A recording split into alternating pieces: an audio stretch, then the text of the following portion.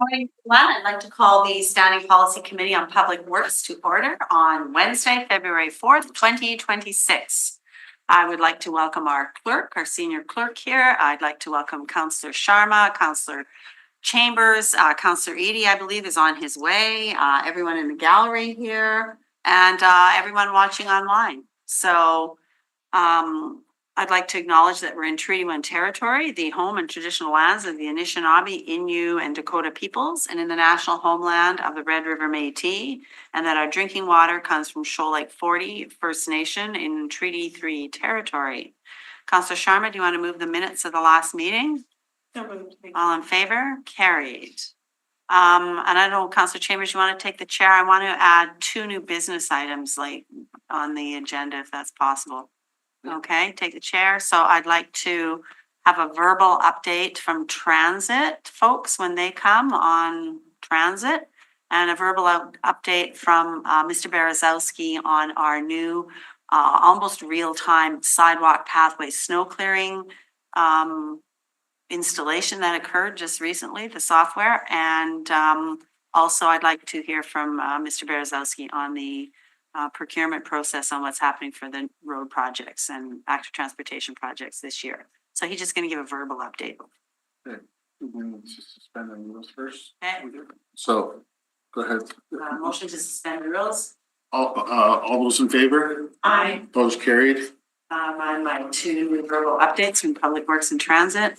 All those in favor? Aye. Opposed, carried. Okay. We also have a request from Councillor Rollins to be allowed to delegate today on item 13, which is in-service road safety review for Osborne Street. If I can get a move up for that motion. Yeah. Moved. All in favor? Aye. Carried. And we will hear the councillors who've registered first if they're here, and if they're not. Okay, so is Councillor Wyatt here? No, I don't see him. He may scroll in, so he's not here. So let's have Councillor Duran Wood from Elmwood East Kildonan, who's first time she's at the Public Works Committee as Councillor Emma Duran Wood. Welcome. Bravo. I'm a little bit nervous, so. I know, you've been here many times before. I know. Okay, well, so 5 minutes, I guess. I'll try to be quick because I know there's lots of folks waiting. So thank you for having me. The first thing that I wanted to speak to this morning is the item, I think it's item 7 about the pedestrian crossing on McLeod. So this is a request that came forward from members of the community who live in the immediate vicinity. This is a very busy, lively area. There's gurdwaras on both north and south sides of McLeod, as well as lots of businesses, bus stops, and homes. And people in this area have expressed how difficult and dangerous it is for them to cross the street here. And so they have requested a rapid flashing beacon to boost visibility of pedestrians to make that crossing safer. So I know this area. I've been up there, spent lots of time up there. I spent lots of time door knocking there this summer. And one thing that the residents of that area really identified was the speed and volume of traffic on McLeod is out of control. And so there's also lots of people out walking, which is great. That's what we want. And so I think that anything that we can do to improve the conditions for people who want and need to access these destinations on foot, whether that's their place of worship, grocery store, bus stops, restaurants, anything we can do in that regard is really going to make it a lot safer. And it's hopefully going to encourage these people to keep walking rather than getting in their cars and adding to the traffic volumes that are already on McLeod. So I do hope that you'll support this motion. And I thank you in advance for considering it. The second item that I wanted to speak to is the Chief Pegwas extension. First, I just wanted to make a couple points just in general, the big picture, and then a couple of specific questions. So first of all, it's just a matter of we should not be building new roads when we are clearly unable to maintain the ones that we have already. I have residents whose streets and lanes are literally falling apart, and I have to tell them, like, you're not even in the queue for renewal. So I just don't understand how we think that adding more roads is a good idea when we don't have the money to maintain the ones that we actually have.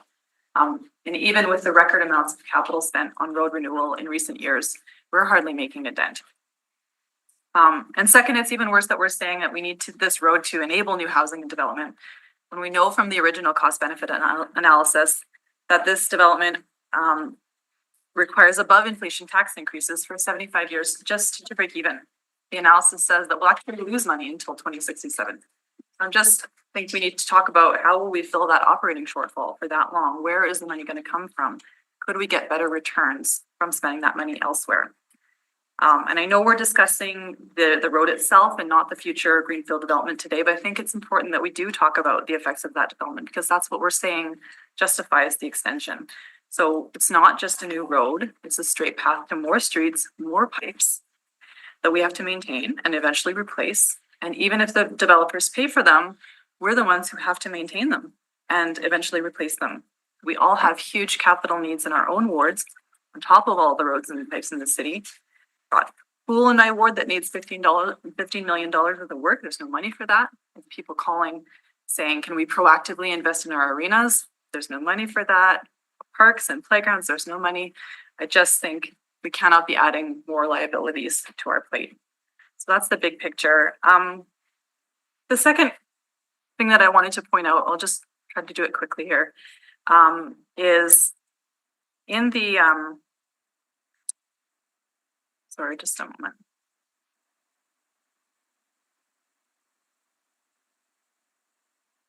In the report that's in Demas, it refers repeatedly to an updated cost benefit analysis, but that isn't attached to the report. So I'm just wondering if there's a second document that was produced. And if so, why isn't it in Demas, or are those findings only incorporated into the admin report? So it's just something I wanted to flag. And the other thing is that we now have two sets of cost benefit numbers, one that have Deloitte's new recommendations incorporated, which kind of makes the project worse, and one that has the updated traffic modeling numbers, which makes it significantly better. And so I just wanted to point out, study after study has shown that traffic modeling tends to overestimate growth in future travel.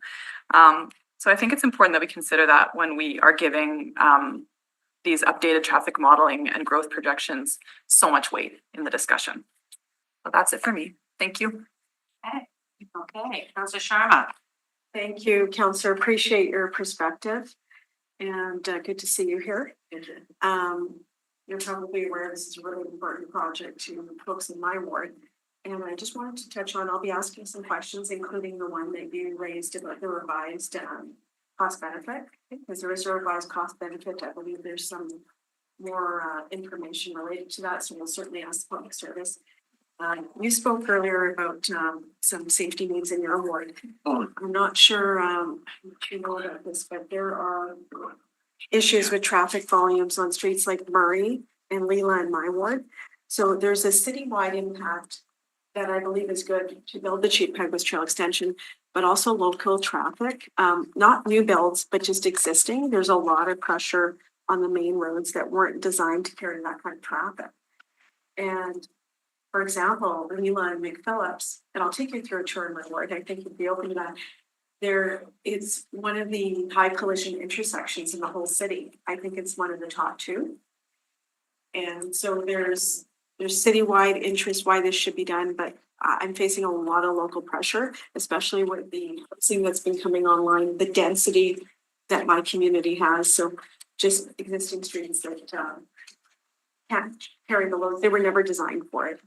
And I just wanted to know if you're aware of that. And Yeah, I mean, I think that's the case in a lot of places, and we can look at whether we address that by adding more road capacity, which we know doesn't ultimately solve congestion. We know it doesn't ultimately solve the problem and kind of just adds liabilities. Or we can look at other ways of doing it: traffic demand, better public transit, better active transportation, just changing the way we think about land use. So I absolutely understand we have that local pressure, but we really have to look at it, the big picture, and how a decision about a road in one part of the city really has impacts for the entire city for the long term. thank you. Councillor Chambers. Yeah, I'm just trying to get a reference as to where you want that rapid flashing beacon. Yeah. Looking at McLeod and Gateway and Yeah, it so says, I think the estimated crossing place is around 834. It's in the motion. 834 McLeod. It's not Sorry, my computer is just. On Gateway, isn't that the real superstore? And Yeah. Yeah, it's But it just, also says Molson, and Molson's at the other end of the, yeah, so I think the wording in the motion is kind of maybe broader, but I think it says Vicinity of 8:34. 834, yeah, it's pretty close off of Gateway, within that first block or two. also from Kimberly to McLeod. Is in the.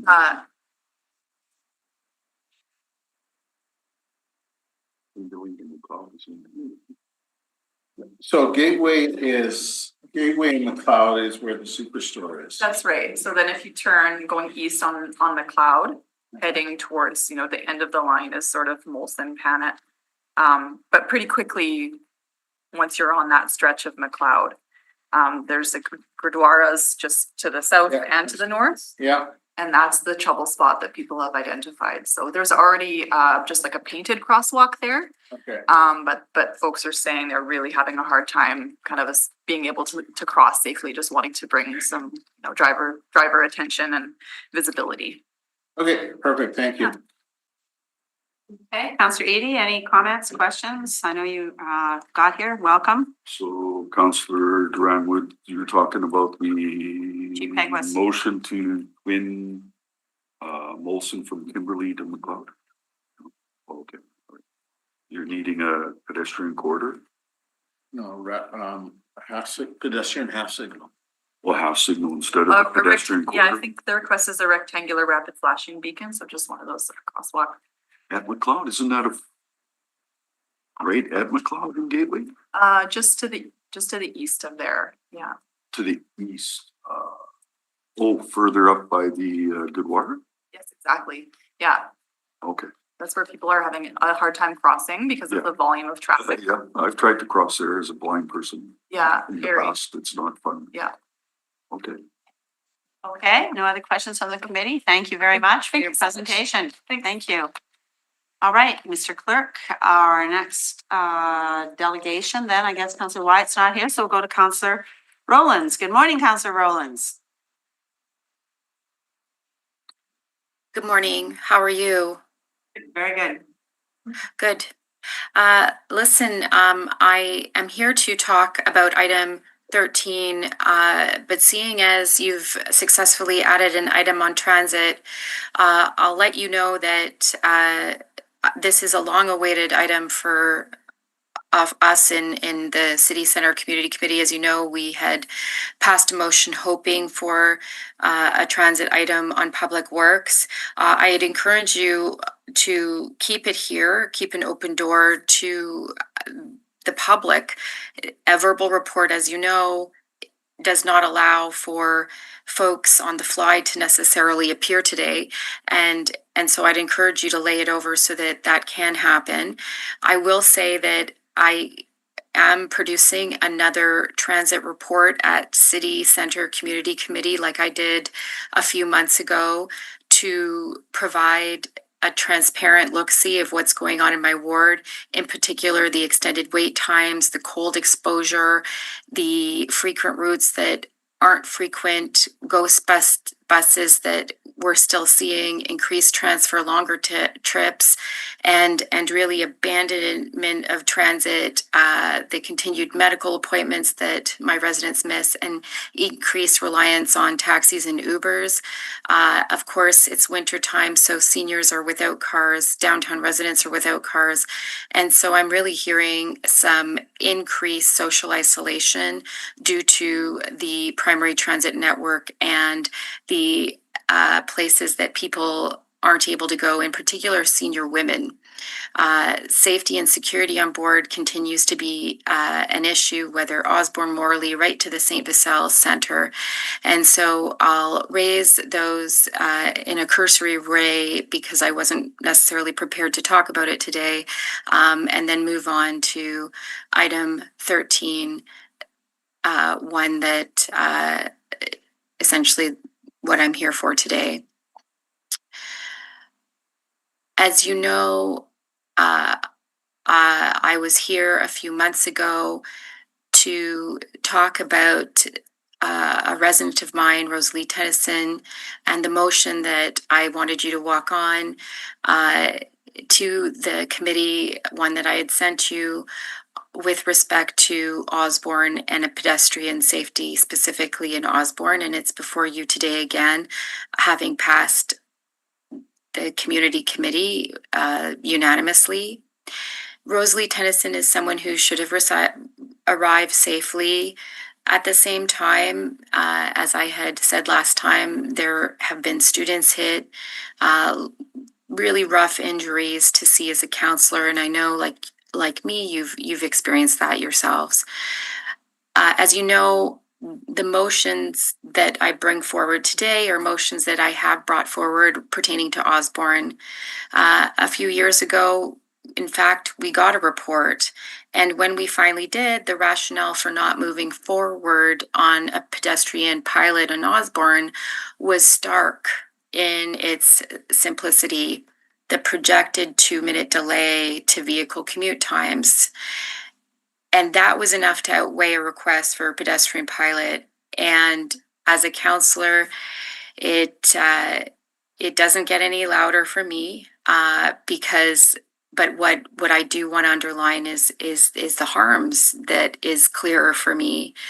This time it's not just me asking though. I've provided you a letter from St. Luke's, a congregation, Reverend Bowman, a very familiar name. I had to, perhaps like you, read it quite a few times. As you know, former Mayor Bowman is a judge now, and so to see Reverend Bowman, well, that's such a familiar name, but it's coming in. It's coming in as neighbors, congregations, friends, school communities, and more people are coming forward to say this.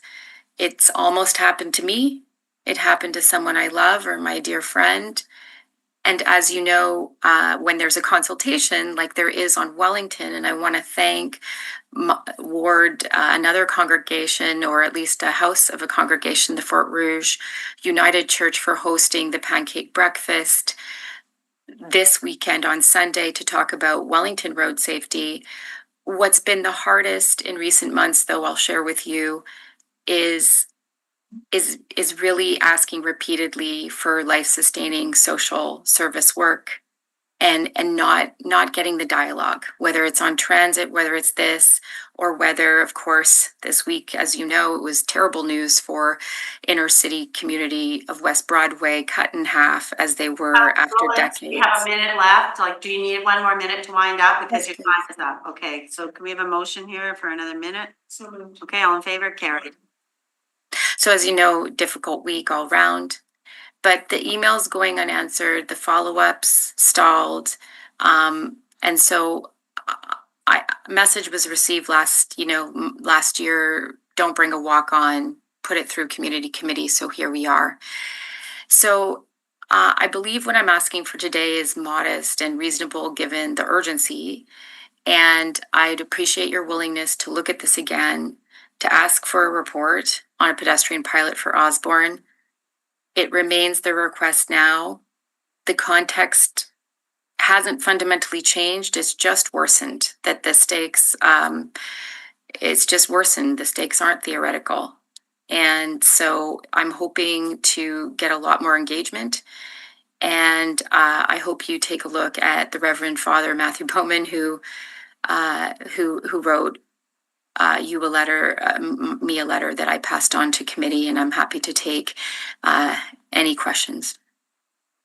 All right, thank you for your presentation, Councillor Rollins. Do we have any questions here? Councillor Eady?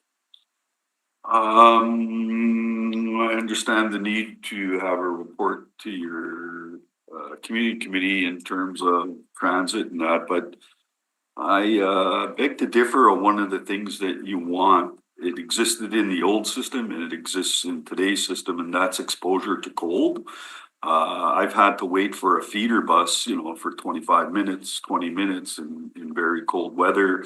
Many people had to on the old system, so I'm not understanding the need to measure the exposure to cold, because you are exposed when you're transferring, and that's Winnipeg.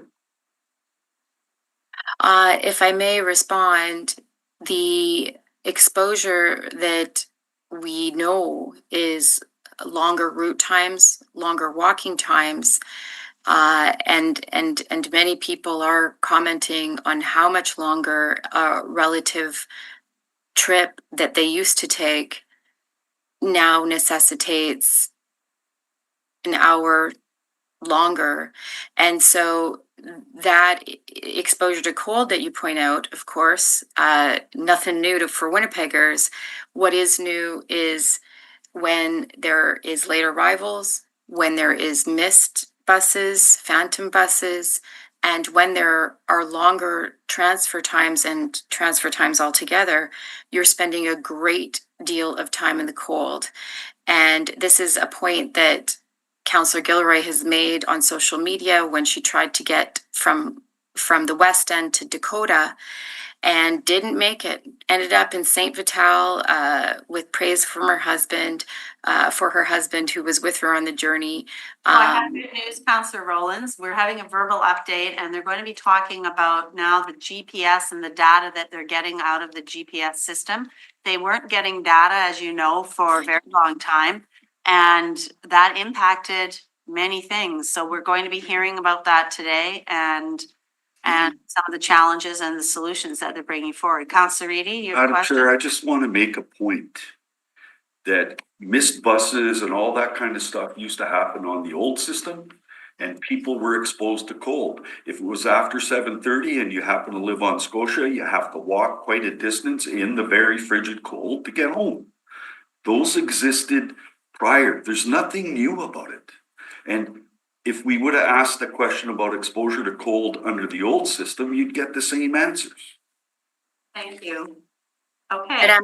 Madam Chair, I do believe that the evidence is factually incorrect. While it's not apples and oranges, increased transfers, longer trips, and abandonment of transit. And to your point, Madam Chair, perhaps there's good news today with respect to GPS.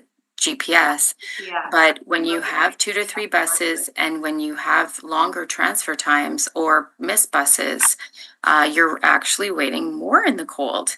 And then when you have 1,000 bus shelters missing, as we know, we've had a major reduction in bus shelters out there, the exposure is more. So the evidence doesn't support same. It is apples and oranges. Okay, thank you. Thank you very much for your presentation and we'll have the next delegation, please. Next up via Zoom, we have Tyler Crichton to be heard on 2 items, reports 11 and 12. Okay. 11 and 12, all right. Okay. Tyler, if you want to go ahead and start your video, unmute your mic. So 5 I'll minutes say on. them for Ross. Report 11 is the turning signal for westbound traffic on Ness Avenue at Ferry Road. And he's going to be speaking about the turning signal for eastbound Portage Avenue at Mount Royal Road. Okay. That's right. How's it going? Can you hear me okay? Yep, we can hear you. Thank you. Perfect. Okay, good morning. My name's Tyler Crichton, and I'm here to speak today in support of the motions for an eastbound Portage Avenue Mount Royal Road turning signal and westbound traffic turning signals at Ness and Ferry. But I'm going to be narrowing in on Ness specifically today. So the turn signal at Ness and Ferry, I think it's a logical, immediate step to address a specific point of conflict today. However, I'm also here to advocate for a more comprehensive look at the corridor. If we stop at the turn signal, we're treating a symptom rather than a cause. If you visit the intersection, you'll see a graveyard of car parts. Actually, in the last couple of weeks, there's been 3 crashes back to back. And if you live in the area, you know that this is a pretty common occurrence all over Ness.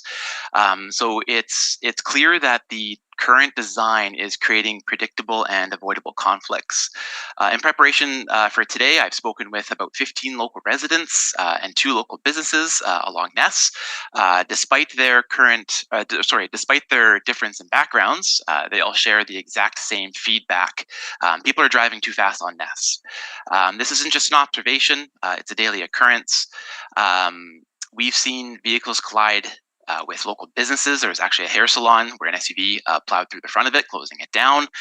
We've seen pedestrians hit, hydro pole snapped in half, cutting off power to 800 residents. So currently our system often waits for locations to reach a certain score of incidents before a redesign is considered. I'd like to suggest a more proactive approach. Every destroyed storefront, snapped pole, I see that as a near miss for human life.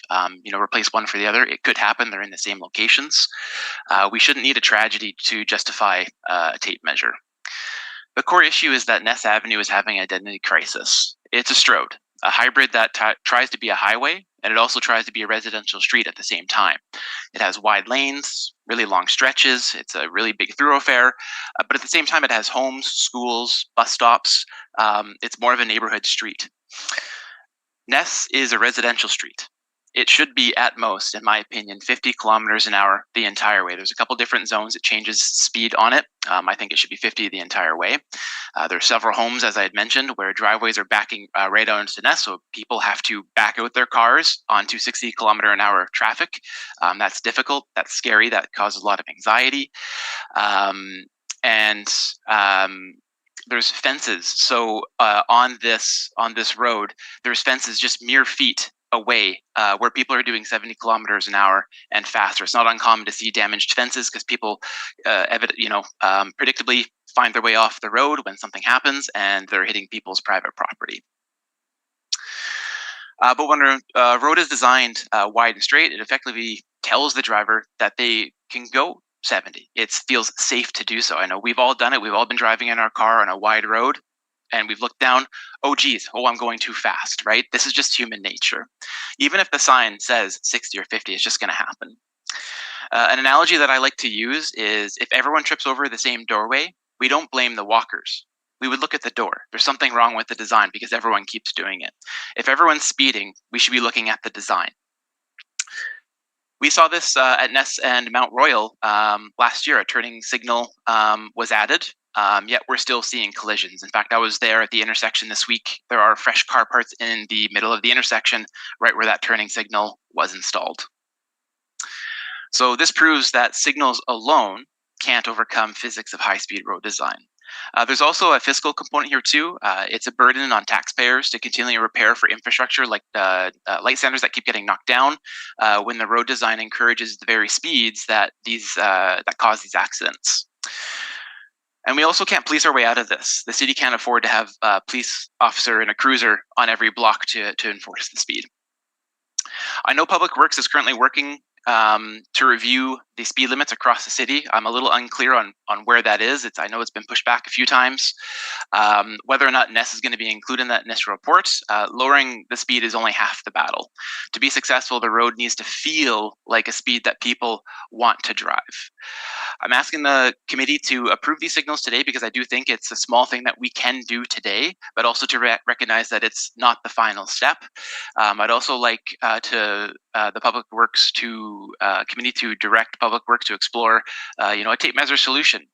We could look at potentially narrowing the lanes, something that's a bit more appropriate. We could explore curb bump outs to protect pedestrians because, as a transit user, using Ness can be very scary when.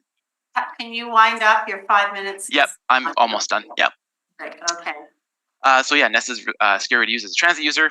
Several kids crossing the street to go to the several schools that are around the area. And these are things that we can test right away with inexpensive temporary materials. I'm sure you all have heard that before. Ness should always be the heart of St. James. It shouldn't be a highway carving through it. Neighbors and local businesses want a street that welcomes the community.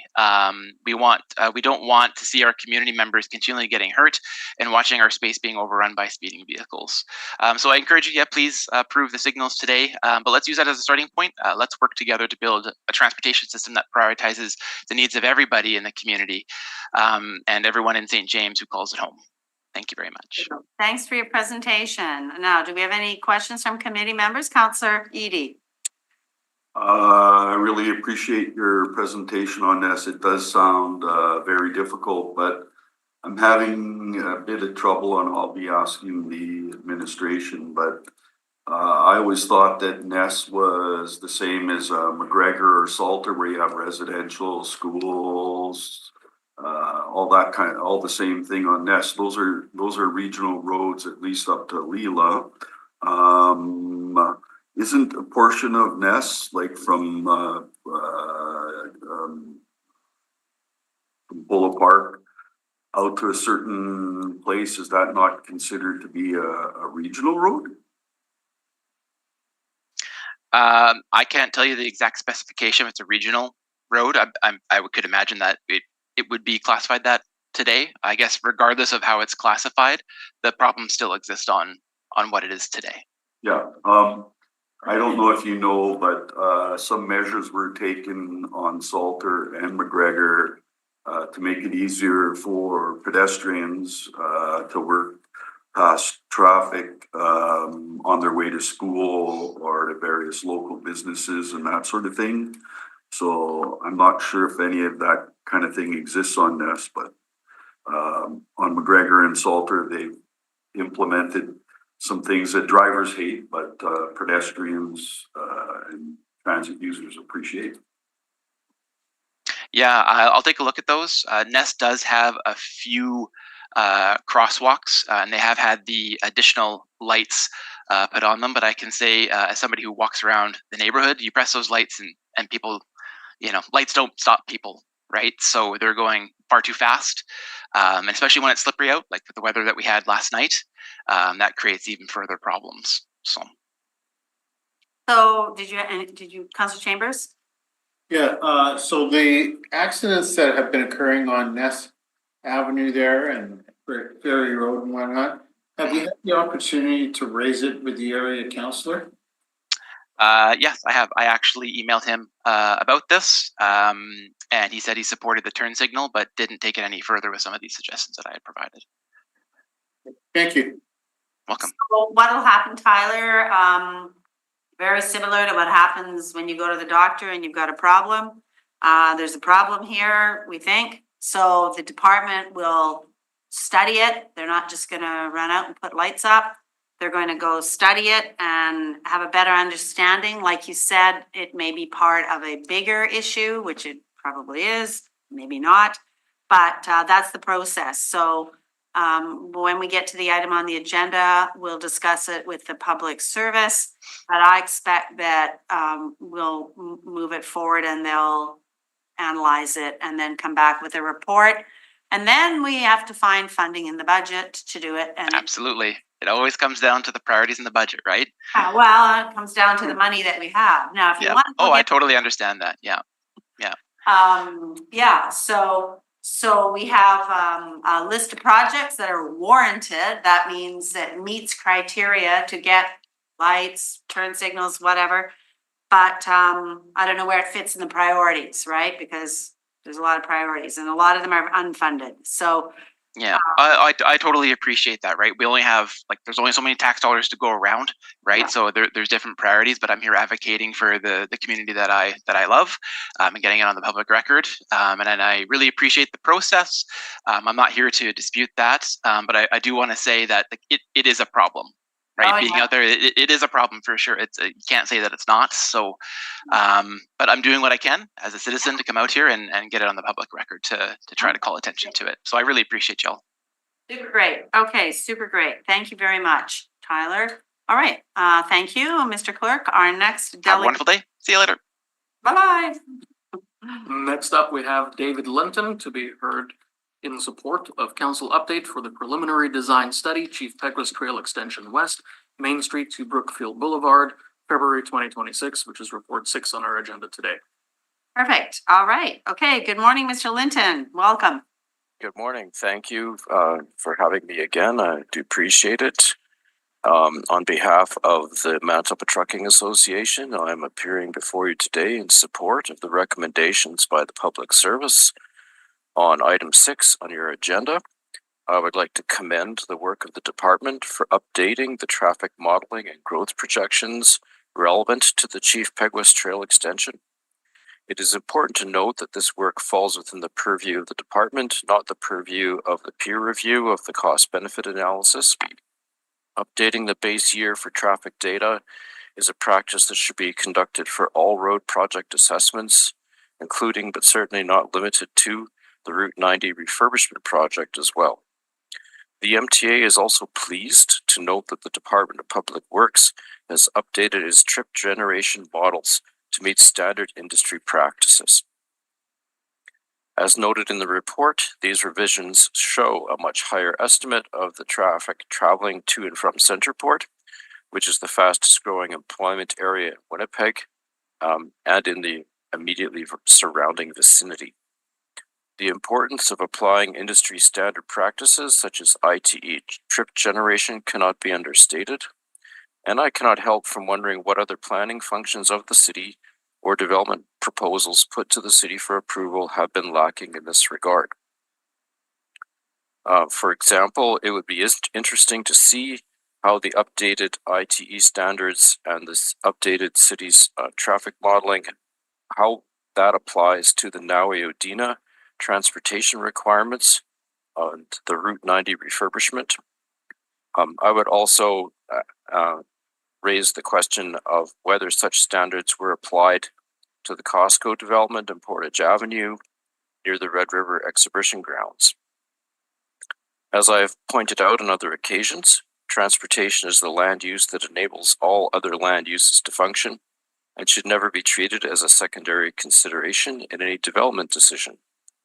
Like many other capital projects that the city has on its list, as you were just mentioning, Councillor, the Chief Peguis Trail extension is long overdue. A quick glance at Google Maps showing development in the north of Winnipeg reveals that land up to the Chief Peguis Trail right-of-way is nearly all built out. And I would say that this aligns with some of the remarks made by Councillor Sharma earlier in this morning's meeting. As I noted in my remarks to the Executive Policy Committee almost a year ago, the importance of the extension to goods movement and the urban economy cannot be overstated. If Winnipeg is to build on its competitive advantage as a transportation hub, it must continue to invest in transportation infrastructure. And with that, I thank you very much for your time and for your service. Okay, does anyone have any questions of Mr. Linton? No? I have a couple questions, Mr. Linton. So this Chief Peguis extension, if it proceeds at some point in time, is a connection into Centerport. Is Centerport that you're aware of doing any studies, or I guess it's the province that would be doing studies on linking further into Centerport? Are you aware of anything going on? Yes, the province has initiated what I would describe as conceptual and initial planning processes for making connections with Provincial Highway 6 and into Centerport, and also connections that would join the Chief Peguis Trail extension to Centerport Canada Way. So the work on this is in the early stages. The province has hired a consultant in this respect, and this is certainly something that is going to I would say amplify the benefits of connectivity that the Chief Peguis Trail extension will provide. Mm-hmm. Well, and I believe it's about a 10-kilometer stretch that this extension is. Councillor Sharma would probably know that, but so I'm just wondering what your thoughts are on tolls on a long linear stretch. I've traveled many places in the world, and there's automated tolling on whether it be bridges, stretches of highway, sections of highway. What does the trucking industry see? I'm sure you see it a lot in the US. I'm not sure what happens out east, if there's any in Toronto or not. Do you have any comments on tolls? The Manitoba Trucking Association does not have a policy position on the manner in which infrastructure is funded. As someone who is a practicing planner and has done a lot of research in this subject area, I certainly have my own views, but they would strictly be my own And I'm not in a position to present those today because I'm appearing on behalf of the MTA. Got it. Okay, all right. Counselor Eady has a question. This is for the chairperson and for Mr. Linden. I moved the motion back in my first term and public service studied doing a toll related to Chief Peguis and other roads that needed that have been built. And that study basically came back saying we don't have the level of motor vehicle traffic on Chief Peguis or whatever that it wouldn't bring in anywhere near the kind of money needed to pay for that road. So I just don't know if you're aware of that. Report. And maybe it's time for them to do another study, but Yeah.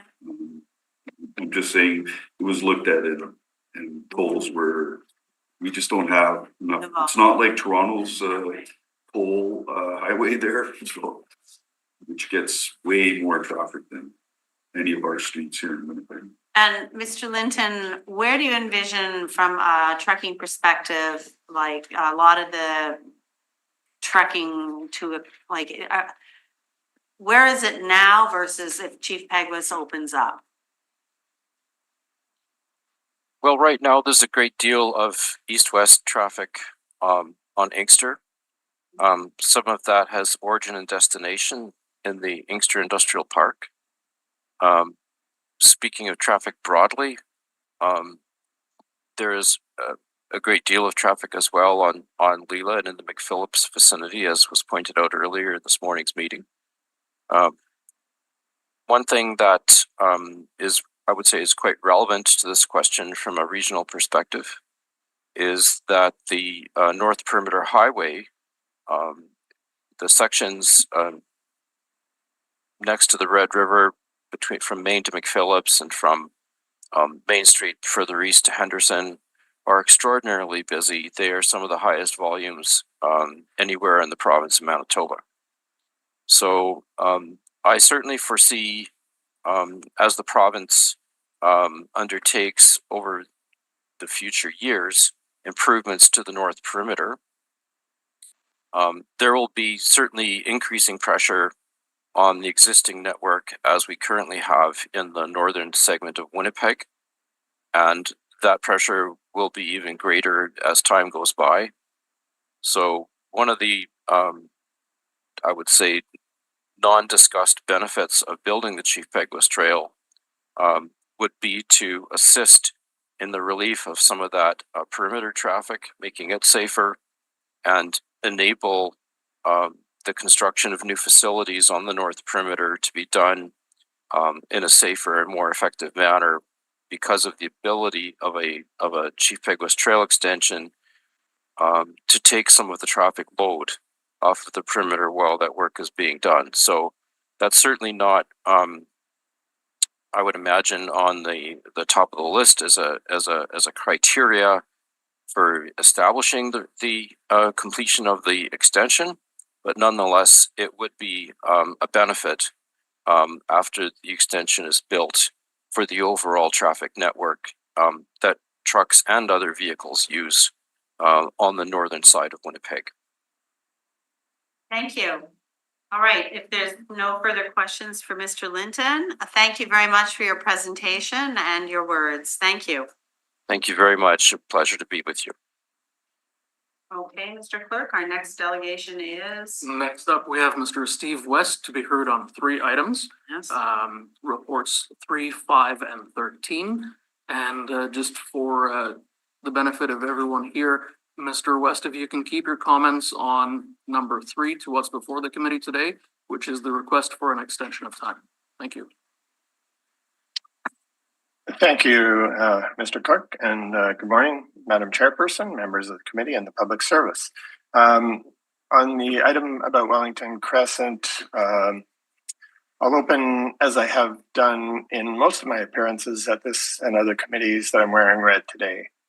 In advance of the July 25th, 2024 Memorial Ride and installation of Rob Jenner's Ghost Bike, his wife Wendy's one request to the community was that what would be approximately 400 participants wear red, as it was Rob's favorite color.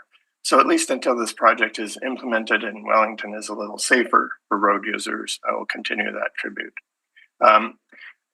Specifically regarding the motion, I'm not in favor of delays to a project that this committee discussed as a fait accompli in May 2025, but I do look forward to seeing the report once it makes itself onto the public agenda. On item 5, regarding the speed reduction on Arlington, I fully support this initiative and look forward to the Public Services report next month. Links like this are critical to building out the protected and separated and calm streets components of the active transportation network for the safety of all users. This location is a perfect candidate, in my opinion. And again, I look forward to that report. On item 13, I fully support the motion initiated by Councillor Rollins, who has been a tireless advocate for safer streets throughout our city, and in particular in her ward. In addition to her initiating a motion on Wellington Crescent speed reduction and cycling infrastructure, she championed reviews of Assiniboine at Main and Osborne Street. Most issues on Assiniboine and Main have been resolved, and while changes to the crossing at River and Osborne were denied due to negligible commuter delays, I am grateful that she has brought this to committee again for a thorough review of all of Osborne. Osborne includes 2 lively neighborhood high street areas, Osborne Village and Osborne South. Neither is pedestrian or business friendly, as we know with the recent death of Rosalie Tennyson and a serious injury to a boy named Jacob. Both of these people were crossing with the right-of-way when drivers struck them. We are taking our lives in our hands, crossing on what has been enabled as a freeway through our neighborhoods. It appears from both design and enforcement that the quick movement of single occupant vehicles is prioritized over the safety of vulnerable road users. Osborne Street is also a horror show for cycling, the one really dicey and unavoidable part of my getting out of the village to go anywhere else on a bike.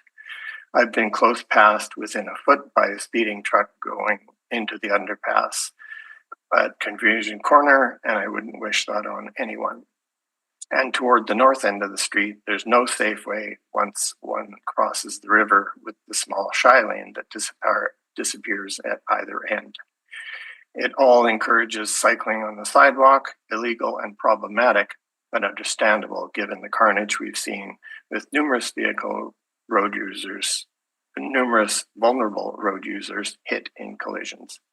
I hope this committee will direct the public service to perform an extensive review to identify and recommend bold moves to increase the safety of everyone who uses this street. Thank you very much. Okay, thank you very much, Mr. West. Are there any comments or questions of Mr. West today? If not, thank you very much for coming, and we will proceed on to the next delegation. Thank you. Okay, we have Councillor Wyatt who's here. All right, so he registered, he's just late. Okay, so sure. So we'll let Councillor Wyatt speak now. Did he go? He went away. Oh my God. Okay, let's hear the next delegation. All right, our next delegation is Ian Scott to be heard in support of in-service road safety review for Osborne Street, which is report 13. Ian, if you can start your video, unmute your mic, and I'll put 5 minutes on the clock for you. Please go ahead when you're ready. 10:23 a.m. 2 notifications phone. Now, Glenn Jones. Good morning, Ian. You can start your presentation. Can you hear us? Can you hear us, Ian? I can, yes. Hi.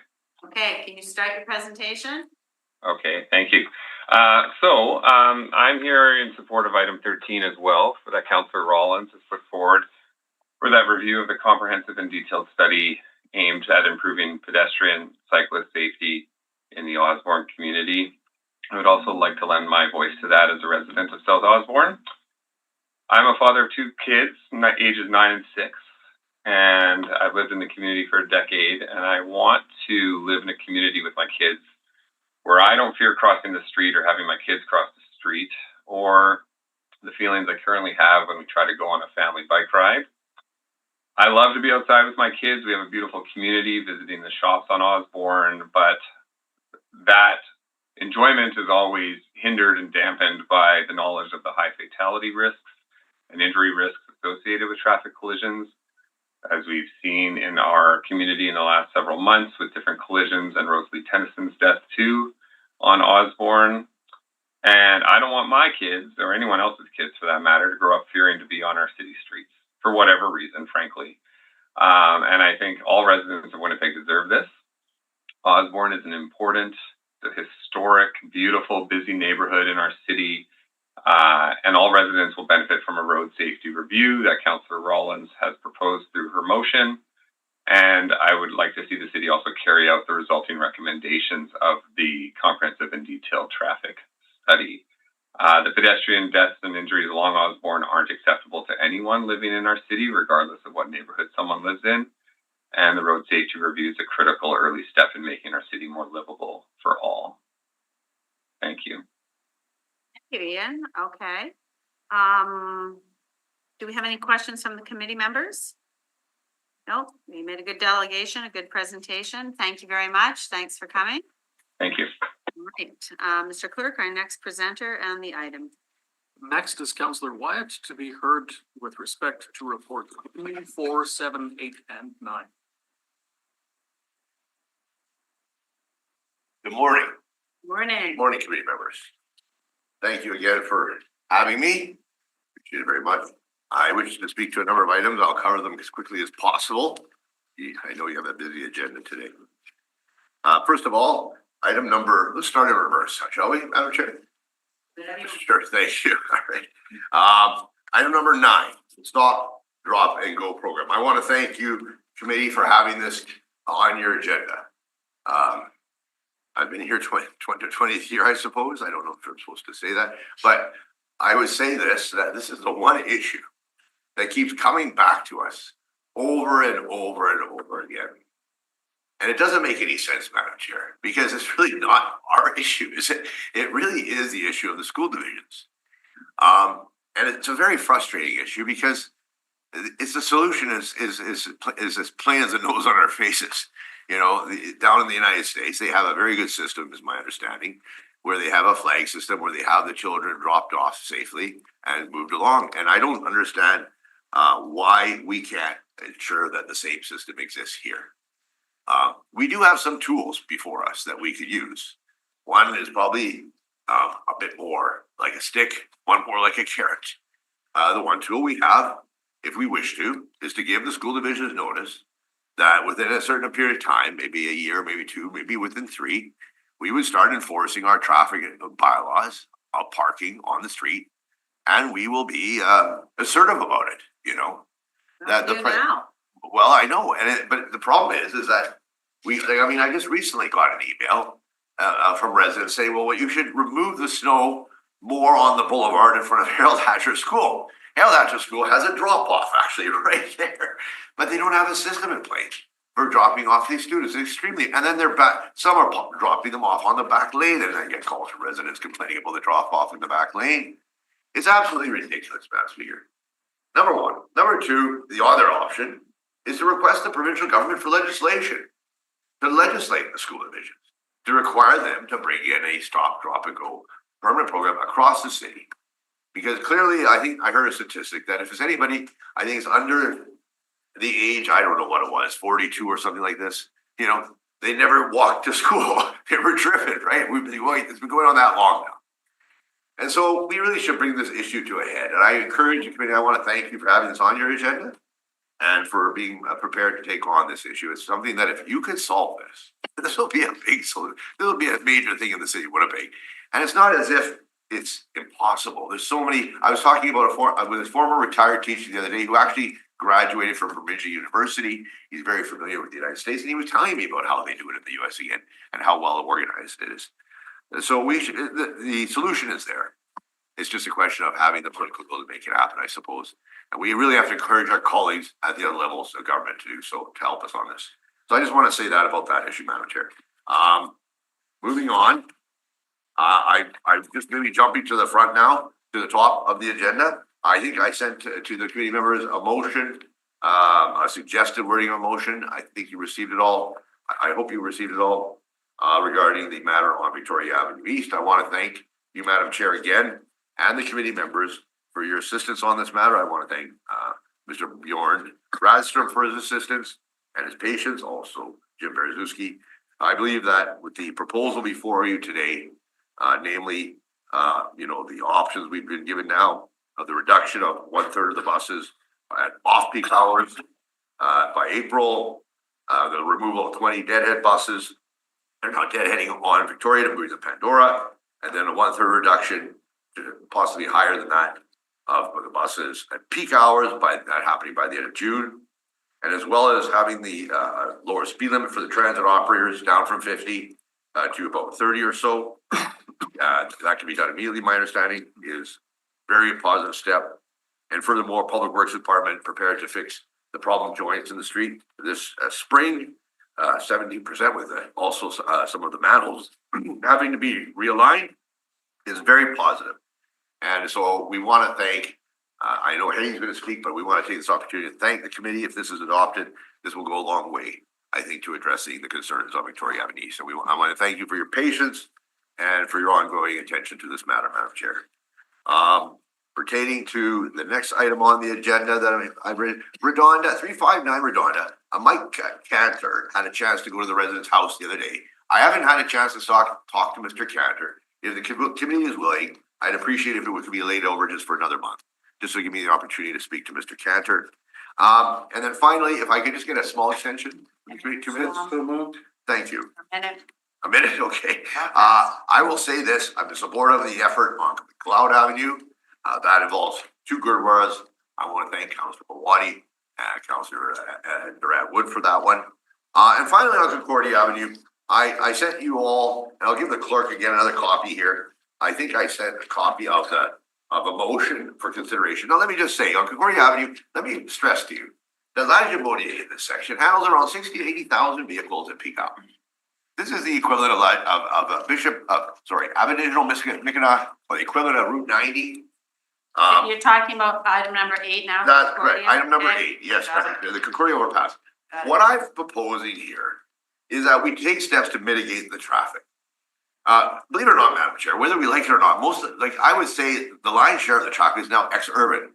West St. Paul, East St. Paul, St. Clements, Springfield. It's massive, but it's impacting our residents as well.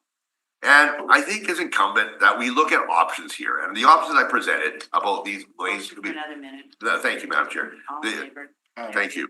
That is really truly something which I believe should be considered. It's done elsewhere in the city when we have massive capital projects. And we know, Madam Chair, from our own experience, that often we get into a bridge project until we start the bridge project. Sometimes they go sideways. I mean, I remember the Narrow Overpass on me went sideways. It went sideways also on my father when he was on council.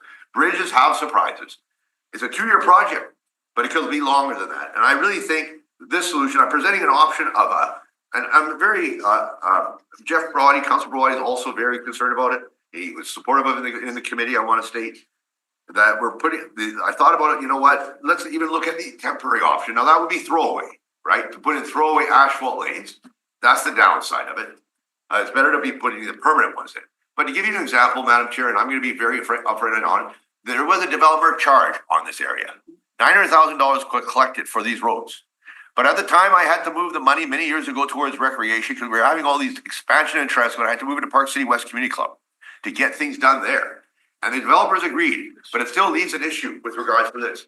And I don't like stealing from Peter to pay Paul, but we often do that in our jobs, right? When we're faced with the challenges in the community. So I want to be all eyes open, to put that out there as well to let you know that. First So, question. yes, thank you, Madam Councillor Chair. Sharma has a question. Thank Yes. you, Councillor Wyatt, Yeah. for being here. Appreciate being with you, with this committee. Thank For you. the special meeting we held. We've known each other for many years, Councillor. I Yes. knew my Councillor Sharp, we knew each other when we were assistants to councillors. Appreciation of Transit, Bjorn and team, because they Yes. have worked hard on Yes. trying to find solutions in this situation and citywide. I'm just wondering about the motion that's been circulated. Did you have a chance to share it with the public service? You know what? I didn't share it with the public service, to be honest with you. I felt it was important to share it first with the members of the committee, out of respect to you. I felt that was really your call on that. And so I did not take the option of sending it off to. Make sure they get a copy now. Yes, I will. I don't see Mr. Berezuski in the room. I see Andrew here, but I don't, but anyway, I didn't circulate to them. And I thought about that. It's a good question, Madam Speaker. Well, yeah, and I didn't want to share it. I didn't want to share it partly. I wanted you to have it first. You're the committee. And I knew you were going to have a discussion with them. And maybe it's something they could take back and look at, right? And I think that's the proper process for that. So, but thank you. Okay, Councillor Chambers has a question. Thank you for your presentation this morning. Just item 9, stop, drop and go. I was the author of that motion. Great motion. You know, not only at the start of the school year, but throughout the school year, my office receives calls with respect to different issues that crop up around pickup and drop off, high frequency. What has been your experience in terms of this matter? You know, for example, I can tell you at the Standing Committee of Property and Development, we actually just dealt with one where why it came up there was because of plan approval for the new school in Transcona that's being planned to be built now on Devonshire Drive. And I was encouraged by the design that we received, where there's 2 drop-offs, and one's very large, one's smaller. My fear and my hesitation is that, my concern is that the drop-off that's smaller will be the one relegated to the parents, and the one that's larger will be the one given, I don't know, to the administration or to the buses, you know. There's got to be a better system. You know what they do in the United States, my friend was telling me, is they have enough for 3 lanes.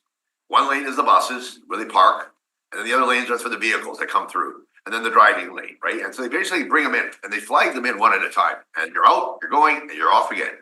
And they get the vehicles moving through very quickly. You know, and it's really a situation that we got. I'm not saying we should travel to the US to look at it, but we had that debate last week, Council. But anyway, I would say that, so what we did at the Standing Committee of Property Development, where we thought we had the jurisdiction or authority, and where I thought, because it was a plan approval, that we could apply costs to the developer, in this case, the province and the school division. And they were kind enough to let us come forward with this, because they could have, as you know, elected to use, I believe it's royal authority or royal prerogative, and they just do what they want to do. They chose not to, which was kind. And we therefore put signage on the street to make it very clear that no drop-offs are allowed. Second thing we required was that whichever one is the drop-off, that there be signage placed saying the drop-off, student drop-off this way kind of thing, right? I understand signage like that exists, believe it or not, based on our national standards of regulation. It didn't come up. So I think that is my experience recently with it. Having said that, it's a constant issue, Councillor Chambers. We constantly get calls. And it's usually at the start of the school year, but it often happens during the school year, and also at times that when we have snow or conditions that require a little bit more of a challenge. But it is endless. And it really is unfortunate that, steps have not been taken over the years that this has occurred. Councillor Wyatt, if I can interject here. Yes, I may, please. The new campus that was created for Bison Elementary School and Okay. Pembina Trails High School, two brand new schools in a big empty field. So the province did much work actually on doing drive-through drop-offs, pickups, all of that. They're doing it, okay. Because there was the space, I guess they allowed it in the budget and they did it and it went in, and I'll tell you what's happening now. Yes. Okay? So what's happening now is still congestion. There's many teachers out there that are directing, or staff that are directing traffic, okay? So the problem lies with the parents and the design of the school. That's where the problem lies. If I take a look at, I was on the advisory committee when the stadium came to the neighborhood of Fort Richmond. Oh, yes, I remember well, man. Okay, Yeah. so everyone was flipping out, right? Yeah. Because all this traffic, there's only 3 ways in. There's Yeah, only right. Chancellor Matheson, University and Kilkenny, 3 ways in, That's 3 correct. ways out. I actually love that because it forced people to take transit. It Right. forced people to dig up their bikes. Now we have thousands of bikes. We have Buses tons of everywhere. traffic, Yeah, transit, but still key to all of it is people guiding and Right. directing traffic. There's over 300 schools in the city of Winnipeg. I don't know, what do we have, 10 ticket guys on in the mornings, probably, Yeah. if that, right? Right. So we can dream up all what we want to dream up and make people pay for this, that, and whatever. When you have that high volume in the morning and then at the end of the day, it's a window of time, but it's just mass, congestion or mass focus on one area. It's very, very difficult. And I would think even you being here 20 years, me, I worked on this for 10 years before I was elected. Yeah. It's the parents and the schools that need to train the parents. They have all their emails. We don't have those emails. They have all their emails. When my kids are going to school, we did a spring reminder, a fall reminder, and a winter reminder on how to drive, where to drop off and pick up, and to be considerate. And the stuff that I see out there now that parents do, it's horrifying. The driving behavior, and we can't have ticket people at 300 plus schools every morning.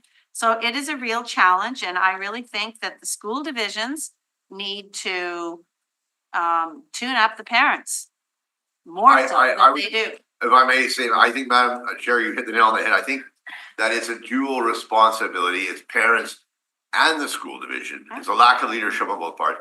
I really think the more, and to Councillor Chambers' point, I'm glad he moved the motion. The double-edged sword of this, though, is the more we dwell on it, the more it becomes our issue. When we really need to make it the issue at that other place, that big place over on Broadway. I really think it does come to a point now, we've been dealing with it so long. Nothing seems to be resolved, even though we've had conversations with the school division. I've had conversations over the years with the school division. Nothing gets resolved. I really think at this point, Madam Chair, it really does require the province of Manitoba to come forward and recognize their responsibility and to bring legislation forward. They require programs to be in place, including, I think, a big part of the school division, to your point, Madam Chair, is that they're not prepared to fund, even though it's not a lot of money. Funding to get Well, this is the it. teachers. And that's, preparing. again, that's the Okay, issue over Councillor there. Eady Yeah, has a so question. thank you for your Councillor points, Madam Chair. I agree with you. Okay, Councillor Yeah. Eady. Councillor Wyatt, the biggest problem, would you agree, exists with the old schools that were built? And actually, in my ward, the biggest problem regarding this is being around private schools where none of the kids live in the neighborhood. They once did for that private school, but they don't anymore. Yeah. So we have that problem, right? So, and then I just want to identify something. Councillor Sharma and the Lord Selkirk West Kelowna Committee, some of these parents, they want to go into the school with their kid. So what we've made sure is that they meet parking requirements because, the driveways are for stopping, letting your kids out and go. Yeah. But then you have these parents who want to go in with their kids. And so we got comments from one school division that said, oh, but you're taking away green space. And we go, well, you're building a school in a neighborhood. And for the parents who do want to actually stop and take minutes to go into the school or to the daycare, because a lot of the schools now have daycares, there needs to be enough parking in order for that. And I can tell you, Councillor Eady, I recently had a situation, not involving a school, but a church. For some time, I've been working on this. It's finally coming into a head here this year, where through our local streets renewal program, the church is a very busy church. You know it well, Councillor Eady, a Transco Memorial United Church. Yep. And this year, they're doing, we, as you know, to your point about older schools are often on older streets, right? And there is an option. It's not as if we as a city won't cooperate and work with province and the school division, especially if we can leverage our street renewal program. And in the case of the church, we are now gonna be building a fairly large storage lane along the church on the north side, just because it's such a busy church. It's more of a community center in many ways with all the activities. They do seniors lunches for the seniors program. They have a daycare. You know, they're always doing community events at the church that are not involving the Okay, congregation. get to the point. So the point is, Madam Chair, that, you know, I think there's an option here with older schools to us to make arrangements to expand the street slightly in the boulevard, which is what we're doing there for loading and dropping off. That could accommodate that type So of who thing. pays for that? Well, that would be a good question, Madam Chair. I would say that's one where, again, maybe in some sort of clause or resolution, if you decide to, you know, flip it over to Broadway, that maybe is a bit of a carrot that you could use to bring them to the table, right? That we have that kind of spending available, and we're doing the road anyway, for us to add in a wider road. It's not that much more, but having said that, maybe if that finally brings the issue to head, we should be willing to consider that, I would think. So Okay, anyway, were there yeah. other questions? We are doing a lot of work, as Councillor, you said, with the Yes. build the schools. Yeah. And there's been pushback that the school in Aurora, we made the drop off pickup so better, larger. Sometimes people don't want to go back to the drawing board and they say we're trying to slow down the building of the school. We're not. We're just trying to avoid the complications that come later. Oh, yes. So that was case in point, and now we have a few more schools coming online in Highland Point, so I welcome that discussion once again. So trying to build the new ones in a better way. And again, as we all say, we gotta fix the old scenarios as well. Okay, thank you very much. If you guys can solve this issue, Councillor you Chambers. won't deserve a medal. I can tell you that much. Councillor Chambers has one more Yeah. question or point. Yeah, so, follow-up question to the line I started. You know, the motion talks about giving up to a minute of time for drop-off and pickup. Do you find that sufficient, or is more time needed? I I don't, mean, I'm talking about a system where kids are prepared on the way to school.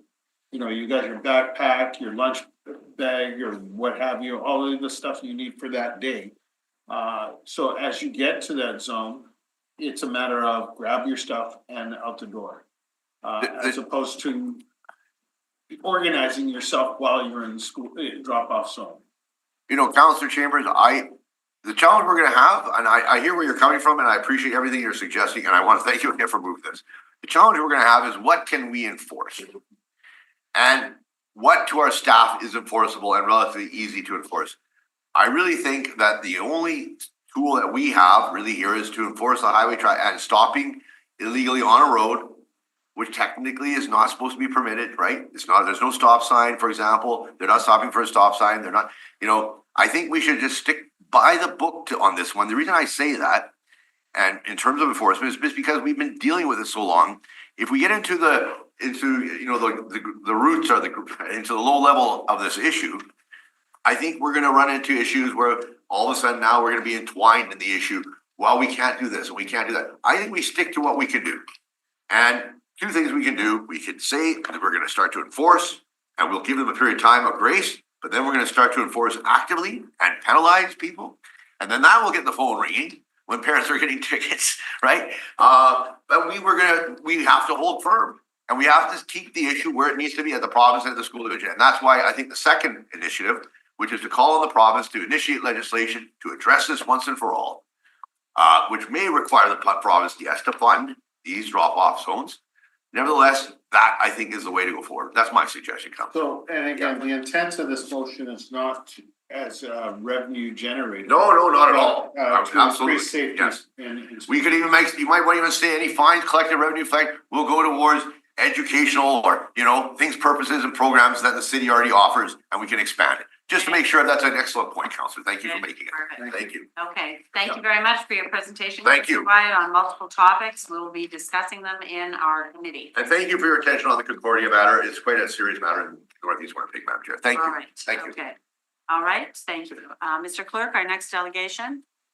Next via Zoom, we have Catherine Geringer to be heard in support of Wellington Crescent. Canada Road to Stradbrook Avenue Bike Lane Pilot Project forming speed limit reduction on Wellington Crescent, which is report 3. And as a reminder, this is a request for an extension of time. So Kate, if you can go ahead and unmute your mic, we'll put 5 minutes on the clock for you. Thank you very much. Good morning, everyone. I'm here today to speak in favor of item number 3, the Wellington Crescent Bike Lane Pilot Project. I understand that the Public Service is requesting an extension of 60 days for the report. So in light of this, I wanted to take a moment to provide an update on conversations that have been happening among Wellington Crescent neighbors and emphasize there's a really strong desire to see this project get implemented this spring in light of the delay or however long it takes. Since the last time I spoke with you in July, I've spent a great deal of time connecting with other residents of my neighborhood. Since the city began the consultation process, those of us who have been following this project wanted to make sure that all area residents had the chance to be heard. Our group of concerned neighbors has continued to grow, and together we have knocked on doors, talked to people on the sidewalks, and held community meetings and events in order to take the temperature on this pilot project. We have talked to drivers, pedestrians, cyclists, and transit users, including seniors and people with young children who live in the area. Most recently, we held a community brunch this past Sunday, which was attended by 80 people from the surrounding neighborhood. We are very appreciative that Councillor Sherry Rowlands took the time to attend the brunch and speak with residents of her ward about their thoughts on the project and neighborhood safety. The response to the pilot project has been overwhelmingly positive. People have been excited to speak with us and tell us how much they care about putting better infrastructure in place for cyclists, pedestrians, and drivers. People often brought up concerns about the speed of cars on Wellington and how this makes them feel unsafe while crossing the street, pulling out of driveways, traversing slip lanes, or cycling. Our group met with staff from Public Engagement in December to update them on our conversations. We learned that many of the responses to the survey conducted this fall also reflected the enthusiasm we have been seeing. Area residents want changes made as soon as possible so they can feel safer walking to Osborne Village, riding their bike to work, taking a stroll through Munson Park, or traveling through our neighborhood in numerous other ways. There's an enormous amount of energy and will behind this pilot project. Spring is fast approaching, and I encourage you to take action as soon as possible. You know, this delay may be needed to process everything, I understand that, but please consider what I've said and take action as soon as possible. So residents of my neighborhood can benefit from this as soon as possible this summer. Thank you. Any questions or comments? No? I'll just make a comment. We'll find out from the Public Service, but I don't think the delay is going to impact the actual construction of the project at all, because even if the report came forward today, they can't start till the frost comes out of the ground. So I'm going to be supporting the delay in hopes that they're doing more, just they're working further, continuing on the project, on the design of it. So thank you for your presentation. If there's no questions from the gallery, thank you. Thank you. Mr. Clerk, our next delegation. Next up, in person, we have Hetty Dykstra to be heard in support of Victoria Avenue East traffic study and transit routing, which is report 2. So Hetty, if you would like to grab a seat there, we'll put 5 minutes on the clock for you. Hetty's becoming a regular. Join the crowd. I know, right? You're all pro at this. Don't even need to be announced any longer. Anyways, thank you very much for allowing me to be here again. Although Councillor Russ Wyatt just went through a lot. I just had a brief note here that I was hoping to present today. It's just a note to thank everyone for giving us the opportunity once again to voice the concerns, of the FX3 traveling through our neighborhood. We appreciate that you were there and listening to us and to allow for some changes to be made. Our community is so thankful that the number of buses going through our neighborhood is going to be reduced. The approximately 20 buses that deadhead through Victoria that have been noticed and pointed out and will now be rerouted from Victoria onto Pandora. Approximately 33% of the buses currently using Victoria during the off-peak hours are not needed in this area, it was found out, and will be rerouted from going down Victoria Avenue, and this is a great start. Also, now that the GPS data is available, which you were speaking to earlier, the morning and afternoon rush hour trips will also be analyzed so that those trips can also reduce the amount of buses during those times. They will definitely be the most noticeable, as we do have 50 to 55 buses during the 3-hour time frame of the morning, and then again in the afternoon rush hour, which works out to approximately a bus every 3 to 3.5 minutes going past our houses. I do believe that the reduction of the number of buses during those 3 hours is definitely an area that can both be of significant savings to transit and a great relief to our community. The manhole covers around Wood Lake, one which is protruding from the pavement and the other one that's dipped into the pavement, will be fixed as soon as possible, probably springtime. Public Works was already aware of those, and Jim Borzowski spoke to me about them. Also, the repair of the street when better weather is here is again something that will significantly help with the shaking and rumbling that we get when the buses go over those areas of the road. Also, Public Works stating that the street will be assessed to see if there are other areas that need urgent attention and that these will be treated as priority as well. The 30-kilometer or 40-kilometer speed reduction will be very appreciated as well, although for the most part, I know the buses do go the 50-kilometer speed limit. On a narrow 24-foot residential street, that speed does seem to be very fast. I've driven down residential streets when visiting family or friends, and really, I can't say that I've driven those streets at 50 kilometers. It seems that most traffic goes slower than the 50 kilometers on residential side streets. So we really are very appreciative of this as well. And to know that this will be for all traffic going down the street will be a very welcome change to our community. I was also very happy to hear that the Redonda bus loop is being looked at and that there will be a plan to make this area better for both the buses that are inconvenienced when they are needing to line up on the street as they're waiting to go through the loop, and for the people whose houses are right beside or in front of the loop. For all the buses that need to go there, the 48 McMeans, the 444 Pandora, the D14 Kildare, and also the FX3, it is like a parking lot there.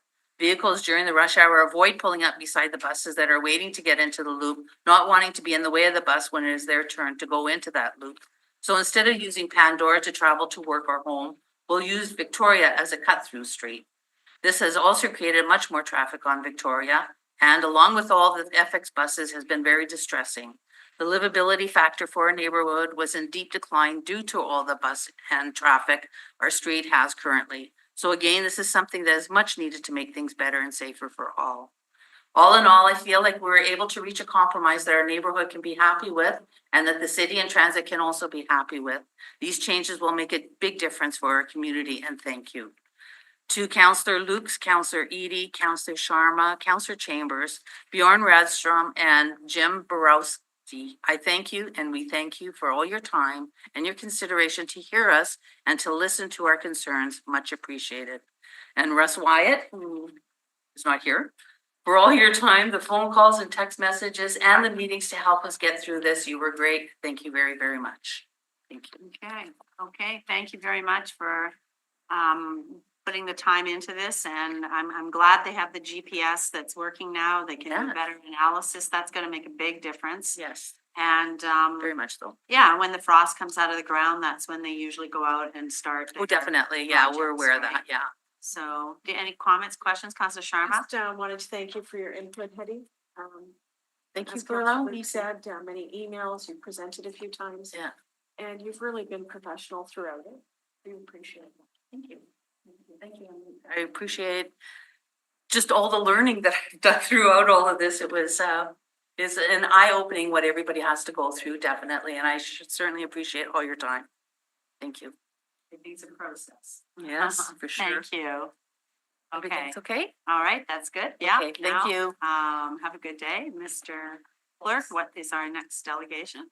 Next, we have Volan Thiessen to be heard in support of in-service road safety review for Osborne Street, which is report 13. Okay, perfect. Thank you. Good morning. Morning.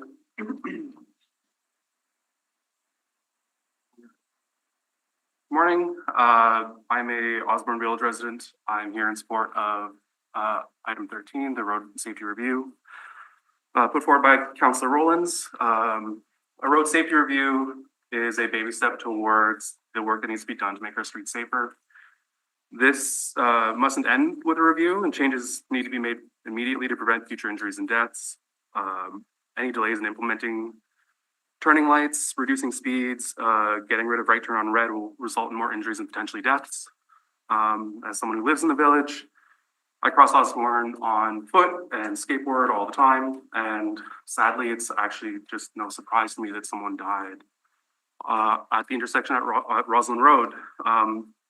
Rosalie Tennyson should be alive today, and the fact that this review had been denied previously is blood on the hands of the council. At Roslyn Road, drivers are often only turning to make their way onto Osborne. It is a very active intersection. There are no turning lights and the drivers are often not paying attention to pedestrians. I have been nearly hit there many, many times as I've been living in the village. And when I'm almost getting hit, drivers honk and flip me off and swear at me like as if I don't have a right to use the road. I'm constantly worried about being struck. Speed limits in Osborne need to be lowered. Having pedestrians scramble at some intersections would be useful. And removing right turn on red at most intersections would provide a lot more safety for us. I'd like to thank and congratulate Councillor Rowland on taking initiative and making vulnerable roads safer. It's time to leave dangerous roads and over-reliance on cars in the past and invest in a more walkable, accessible city with free transit, not just reduced fares, but free transit, more buses on the road, and a modern urban design that prioritizes safety. Seeing as how I have a few minutes still, I'd like to also comment. Councillor Eadie seems to be defending the failures of the new busing system with the failures of the old. Waiting 23 minutes for a bus is not acceptable. In Winnipeg, our weathers get so low that frostbite can set in under 5 minutes. As someone who works with vulnerable, unhoused people, I've seen so much frostbite this year. I've seen people lose fingers. I've seen people lose cheeks and noses. And to justify like increasing the risk of frostbite for your citizens is not appropriate. Instead of defending the failures of the current system, work towards a better system in the future. Put more buses on the road and make the buses free. Thank you. All right, any questions or comments? No, okay. Thank you very much for your presentation. Our next delegation. One has to address if you're taking the bus properly. All right, our last delegation for today is Linda van der Laar to be heard in support of speed limit Arlington Street from Portage Avenue to Wolseley Avenue, which is report 5 on our agenda today. Thank you. We're saving the best for last. Thank you for having me here today. My name is Linda. I'm a nurse at St. Boniface Hospital. I walk to the grocery store, cycle to work, and reluctantly drive places. So I was reading the motion a little bit more clearly, and I saw that there's actually a request for extension. So I am opposed to what's laying in front of you today. I want to thank Councillor Gilroy for championing the speed limit reduction motion, and I support an immediate reduction in the speed limit on Arlington Street between Portage Avenue and Wolseley Avenue. I do not see how the reason for the request for extension by the Public Services can be considered valid. It looks like the Public Services Department has the report ready, but wants to sit on it until the reduced speed neighborhood pilot report will be discussed. That specific report has been seeing delay after delay, and I am worried that with this extension request, the Arlington Street speed limit reduction motion will experience a similar fate. I also want to address the actual motion in front of us.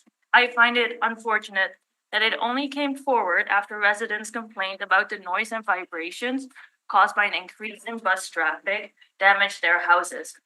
It's of course a valid concern for the neighbors, but our car-centric society takes a toll on our health and safety, not just our houses. Some victims make the news, are immediate. We've seen people killed by drivers while crossing streets, like Rosalie Tennyson, waiting for buses, one just last year, and commuting to work, such as Rob Ganner. Some victims of our reliance on vehicles are slowly killed. Even easier to brush off, city center residents, which I am one of, are at a higher risk of developing respiratory illnesses. In 2020, almost 12% in my neighborhood lived with total respiratory morbidities such as asthma, COPD, bronchitis, and emphysema. And that comes from the WHRA community report. How does this connect us to speed limits? A lower speed significantly reduces the likelihood and fatality rate of collisions.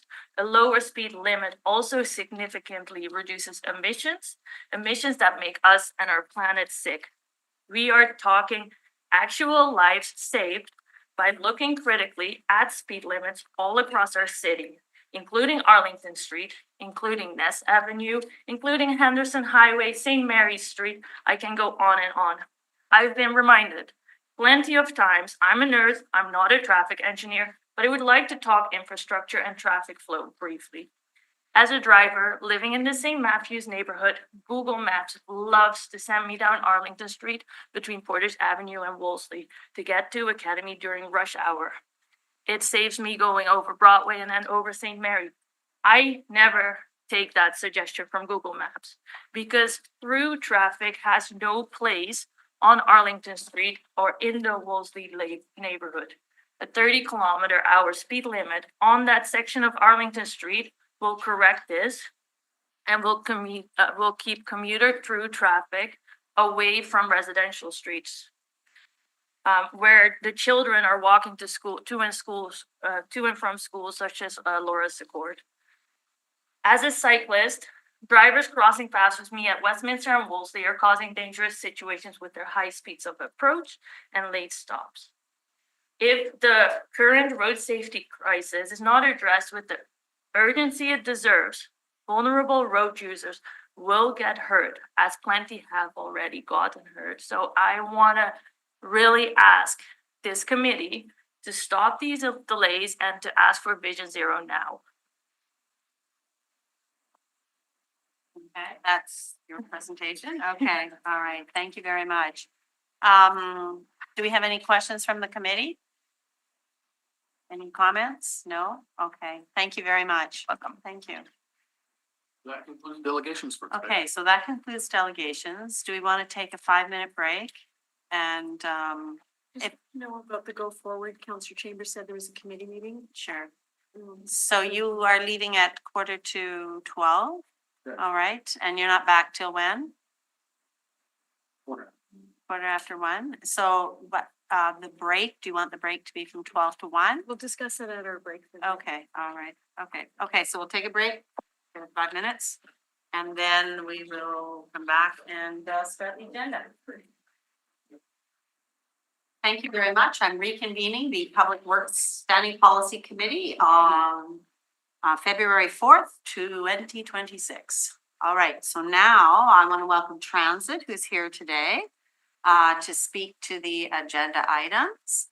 And then we moved a motion to have just a verbal update on mostly the GPS system and anything else committee members would like to hear about. So let's start with the Transit Advisory Committee membership. Great. Well, good morning. I'm Greg Awantu, Director of Transit. Adam Badowski here, our Senior Planner, as well as Rick Young, our Manager of Operations. And with item number 1, Rick will start us off. So this is the TAC membership update. As per terms of reference, expiring terms will be renewed by the Standing Policy Committee on Public Works. And the Public Service recommends the following members be appointed to a 2-year term ending December 31st, 2027. Bob Christmas, Community Safety Team Lead. Ron Unson, Bus Operator. Kyle Owens, Functional Transit Winnipeg. And James Van Gerwen, the new ATU President. And that the proper officers of the city be authorized to do all the things necessary to implement the intent of the foregoing. And that concludes my report.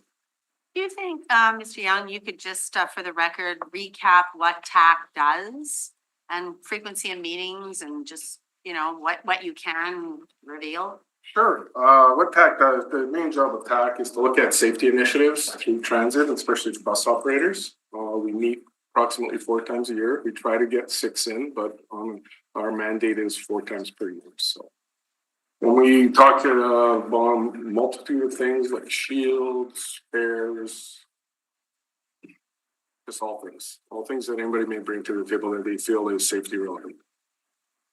So I sit on that committee and it's a great committee. I think we've done a lot of good work related to Narcan, related to transit safety, fares. We have Mr. Christmas is on board now. And the transit enclosures, the transit shields, the enclosures, which is, I think, moving along as fast as can be expected. So I don't know if I guess we're here just to talk really about the members that are on board, if anyone had questions. So James Van Gerwen was the vice president, has now been elected as president of ATU. And is it standard that the president sits on, or?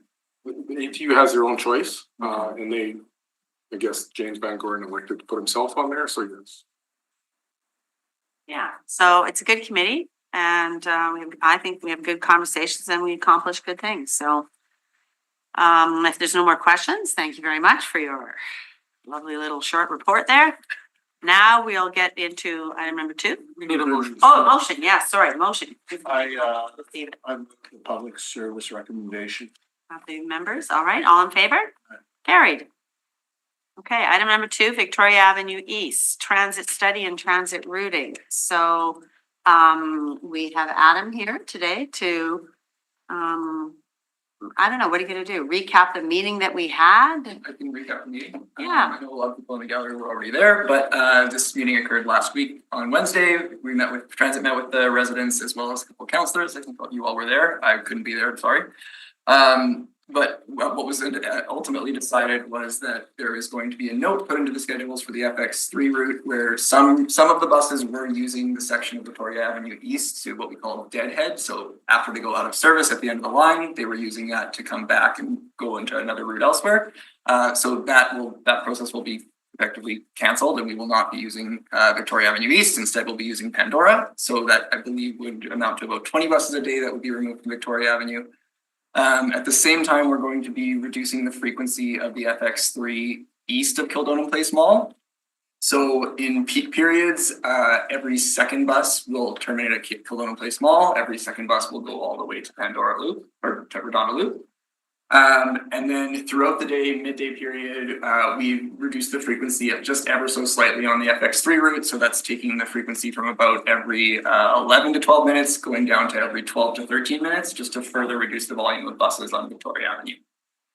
When we met with the residents, I believe everyone kind of came out of that meeting happy. I know we had talked about a slow order for transit as well. Public Works is going to be doing some road work in the area.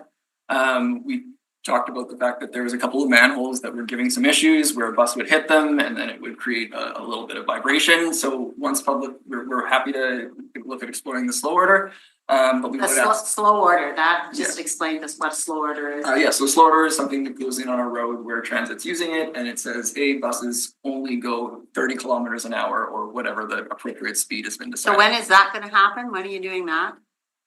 We could implement that as soon as possible. Right away. I think we want to do that right away. The key point is it's applicable to buses only. Yeah, Right? no. It's not traffic, it's buses. Right, only. and there won't be signs or anything, so it'll just be up to the bus drivers to remember to slow down, what, to a 30K or? Yes, we'll put reminders out through the radio and text messages. Right. We'll also put stickers on their schedule so that they're aware of Right. that. But we will be relying on operators to be aware and provide.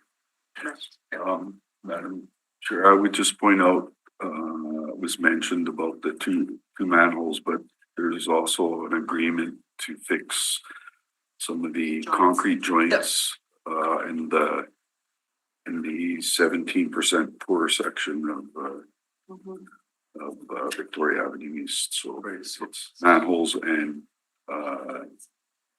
joint.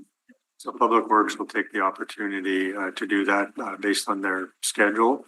But our 30 km/h slow order will remain in place until that work is done and then we will review it again. Got it. Okay, and continue on.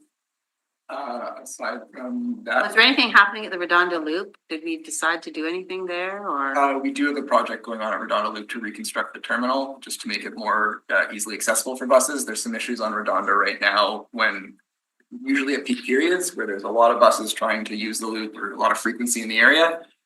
So we want to make sure that Redondo Loop is functioning properly. So as a result, we'll be undertaking some construction later on this year or early into next year.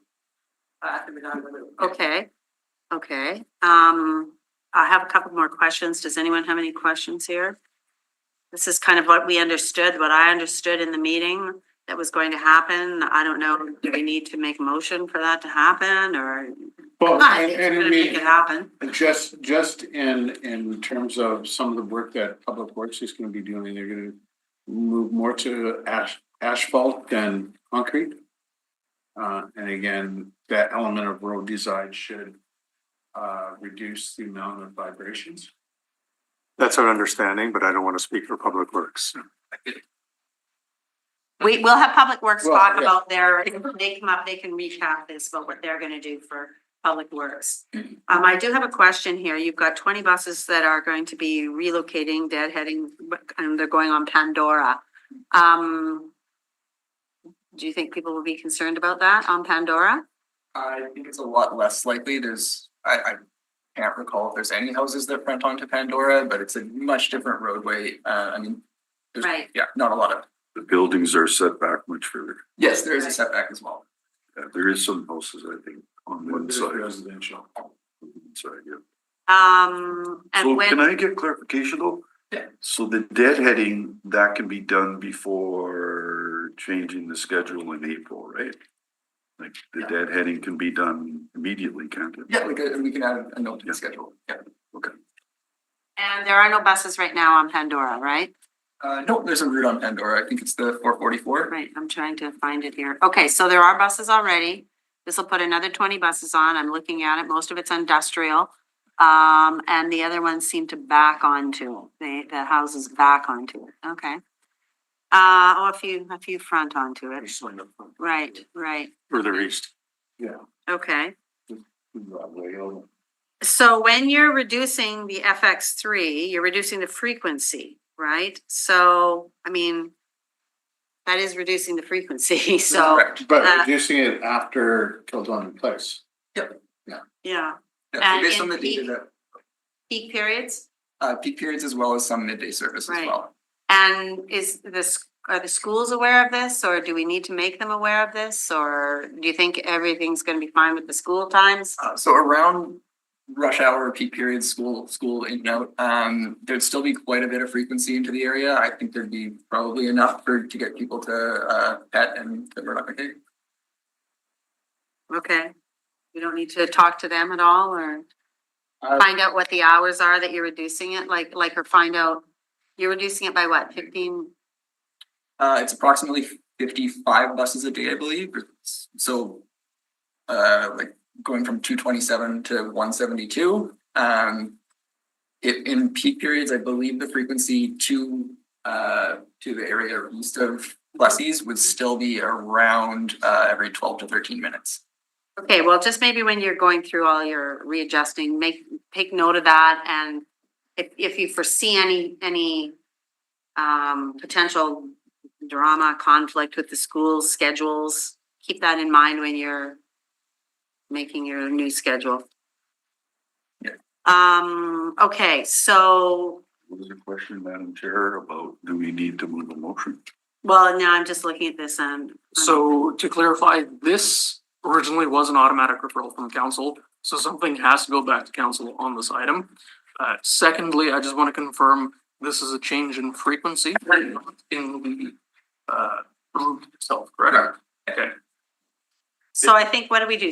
Receive it as information, because I think everyone's on board with what we're doing, the counselor, the We residents. have do we need a new motion, Mr. Clerk? No, we just need to make a recommendation up to council, and that recommendation could be to receive as information, if that's the will of the committee. But what about Yeah, the but- motion that came forward from the counselor? Anything to document that? Well, the motion's here, right? The motion's here. And I think we've come to the conclusion, unless we want to spell out exactly what everyone's doing again. But I think the transit department's very clear on what they're doing. The public works department is very clear on what they're doing. So I think, Say what? pardon me? Timeline. I haven't, I had to leave that meeting early, but I didn't hear the timeline to fix the street. Yeah, my understanding is it's this spring, as soon as the frost comes out of the ground. That's what we discussed in the meeting. And we can. That was agreed to by the director. Yeah, so we can confirm that with him when he comes up to start the public works session, so I think we just receive it as information. Yeah. Okay, motion please. So moved. All in favor? Aye. Carried. Okay, so wow, really short agenda for transit, but I did ask that we have an update. I would really like to hear an update now on the GPS system, like when the bulk of it, percentage of it was enacted again. and what discoveries you're making.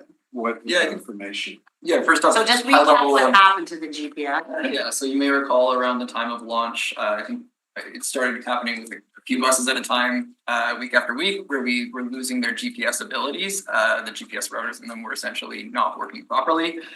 So we started to look into this right as soon as we could, because this was impeding our abilities to not only report our scheduling information, so for passengers on the street, their ability to use any sort of app or anything like that and reflect the proper scheduled time, just wasn't available. At the same time, we weren't able to get as good of samples as we were used to with our data, because of the fact that we didn't necessarily know where some of these buses were when they were telling us that they were collecting passenger information or passenger loads. So this got actually worse and worse with routers going down over and over again. Since then, we've been working on a patch for that. We've been fixing buses one by one. Some are easier than others, just based on the proximity of the GPS unit to other items in the bus. But at this point in time, we're over 90% fixed. So that means that over 90% of buses are good to go on that. We've been getting more and more data in through the passenger information systems. Tell us what kind of data you get to begin with, and So our How buses. does it impact the system? Yeah. So our buses are, certain buses, we're sampling different routes at different times of day, trying to get as good as the best samples that we can. samples of what? Samples of ridership. Ridership. So how many people are getting on the bus at each stop and how many people are getting off the bus at each stop. In addition to that, we have our on-time performance data. So that would be anything on how the bus is performing on the street. Okay, so just on-time performance data, so does that means like what time it's at a certain spot? Like, okay, Yeah, so that allows us to then go back and potentially what we call runtime analyze our routes. So a lot of these routes, or all the routes are new. So looking at the timings of the routes and saying, what could we do a little bit better? Does anything need less time, more time, stuff like that? And how can we redistribute some of that time throughout the network? okay, that sounds huge. Yeah. Like, that sounds very interesting. Yes. Okay, Yeah. how long, sorry, have you been collecting this data now for about 3 weeks or? I mean, we never stopped collecting data and we Right. never stopped receiving data. It was just the quality and the level of data that we were getting in because of the number of buses that were impacted by this issue. Yeah. Such little data that you were getting. Okay, so when did you get to about 90% or?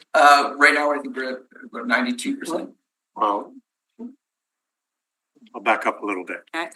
As I reported before, the fix for this was installing a cable to another router that was on the bus. The cable has been installed on all buses. We are at the point right now where we have about 45 buses that have intermittent reporting issues related to something else with the bus and installing this cable. So our staff are working through each of those individually because they are individual issues. Might be a loose wire, might be something, right? So they're working through that. But they are still reporting. It's just that they have intermittent hiccups, shall we say, right? And typically we're doing our best to try to not dispatch those buses as much so that we are getting really good data. So I think with the old system, prior to the problem occurring, we were sitting at a 5 to 7% error rate. We are now below that 5% error rate. We're actually better than, Error of what? error of going into what they call dead reckoning mode. So when it loses a GPS signal Right, and therefore it can't provide the data, got it. right?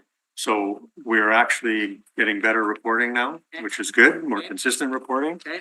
But to be fair, we're still working on about 45 buses that are problematic. So really the problem is, in my view, the problem is resolved, but Right. we're still working on those little outliers. So the data that you're receiving is both on time and passenger loads. Ridership and on time. And what does, how, that feedback of information, what is it allowing you to do? Right. So- See, this is exactly this question. So residents, they've been sending in wonderful feedback, the interesting feedback through 311 and us, and we've been forwarding it on. So you've been able to compile that. So, and go through that. I think people really want to hear, I mean, this, I think is very positive that you're getting the GPS data. So when you get this data, what do you do with it for ridership? How do you make it better for ridership? And especially like the on-time performance, because one of the things I'm gonna ask you about is what I'm feeling is the connections sometimes aren't connecting in the time frame. So tell us about that, and then after Councillor Reedy's got a question. Well, actually, the question you asked, I just want to clarify, Yeah. the plan was always to collect the data.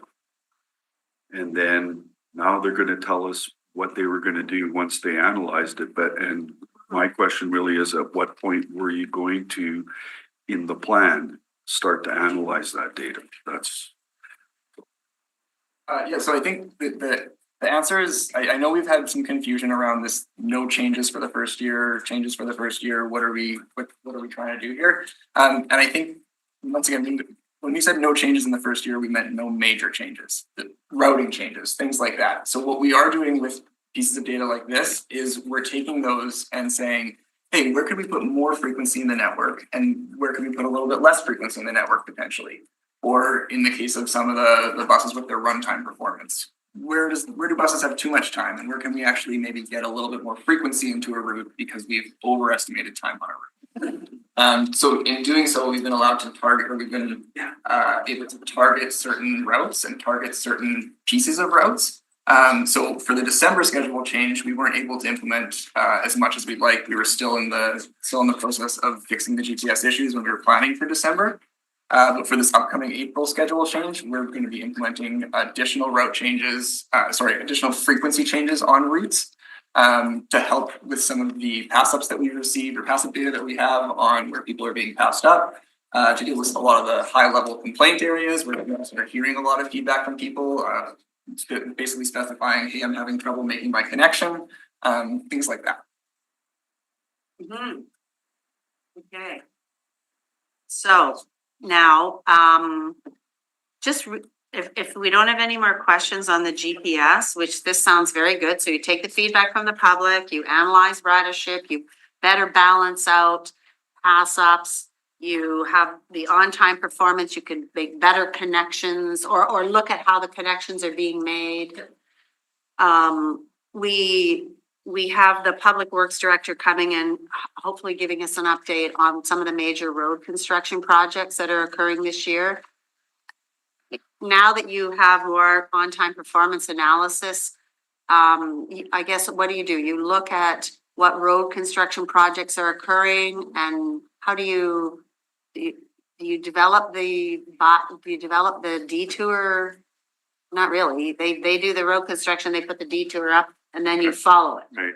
Yeah, because of the way that road construction works from like a timeline perspective, usually we don't necessarily change routes because there's so many different bookings that they may cover, or there's so many different bookings that the. So how does that work though, when you have a detour and that changes the timing? And then because the system is so based on connections, do you make adjustments at all when there's a detours, or how do you deal with that? For sizable detours, larger construction projects, yes, we would, but typically speaking, no, we wouldn't really do that. The answer to that becomes frequency. It's more frequency, less chance of somebody getting passed up or missing a connection. That's what we need to put our resources into. And keep in mind, if we adjusted a schedule for I won't say a large, a small to medium construction project, it may end partway through one of our schedule changes. Sure. So now we're suffering that impact even though there's no construction. Okay. Right. So at the same time, the travel patterns or the traffic patterns, we don't know what they're going to be and how that's impacted. So it's very hard for us to make those kinds of adjustments. I just think of when they close a bridge lane on Concordia, or when they close a bridge lane on Pembina. Like that's a year project. We look at that and take that into consideration with the scheduling. If it's a year project, Yeah. we would probably go through a schedule change and see what the impacts are. Right. And then look at making adjustments if we know there's still another 3/4 of a year to go, Right. so to speak. Right. Okay. Councillor Chambers?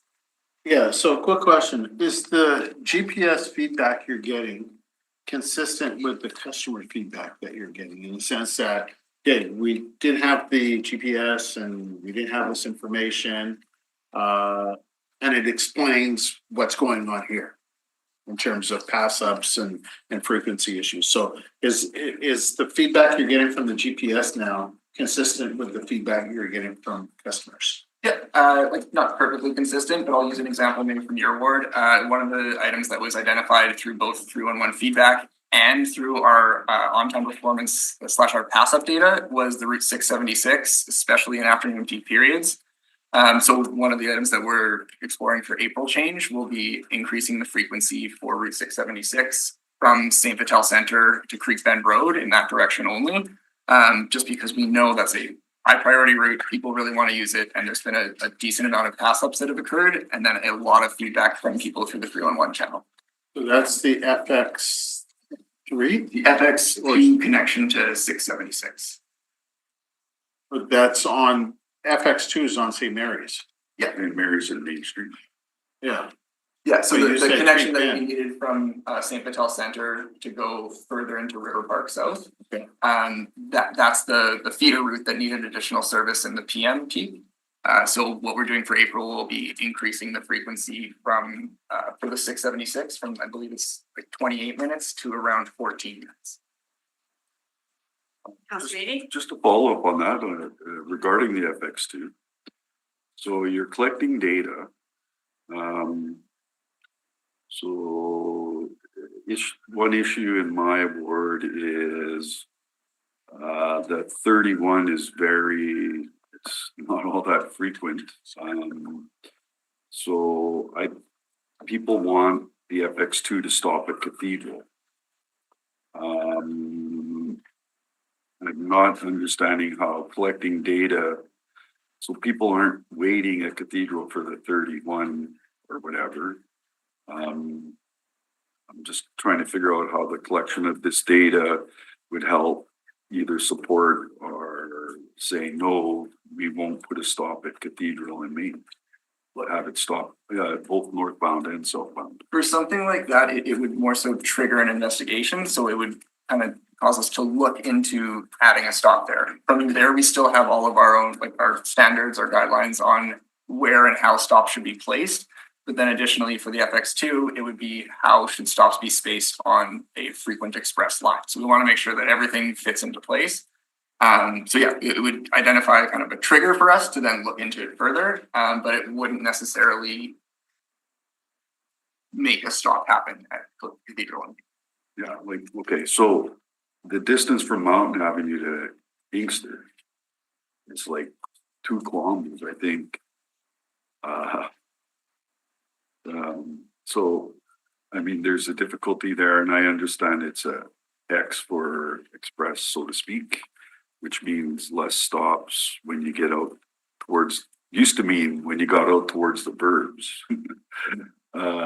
Cathedral and Main is not the burbs, and the service on Main Street has been drastically reduced from what it used to be.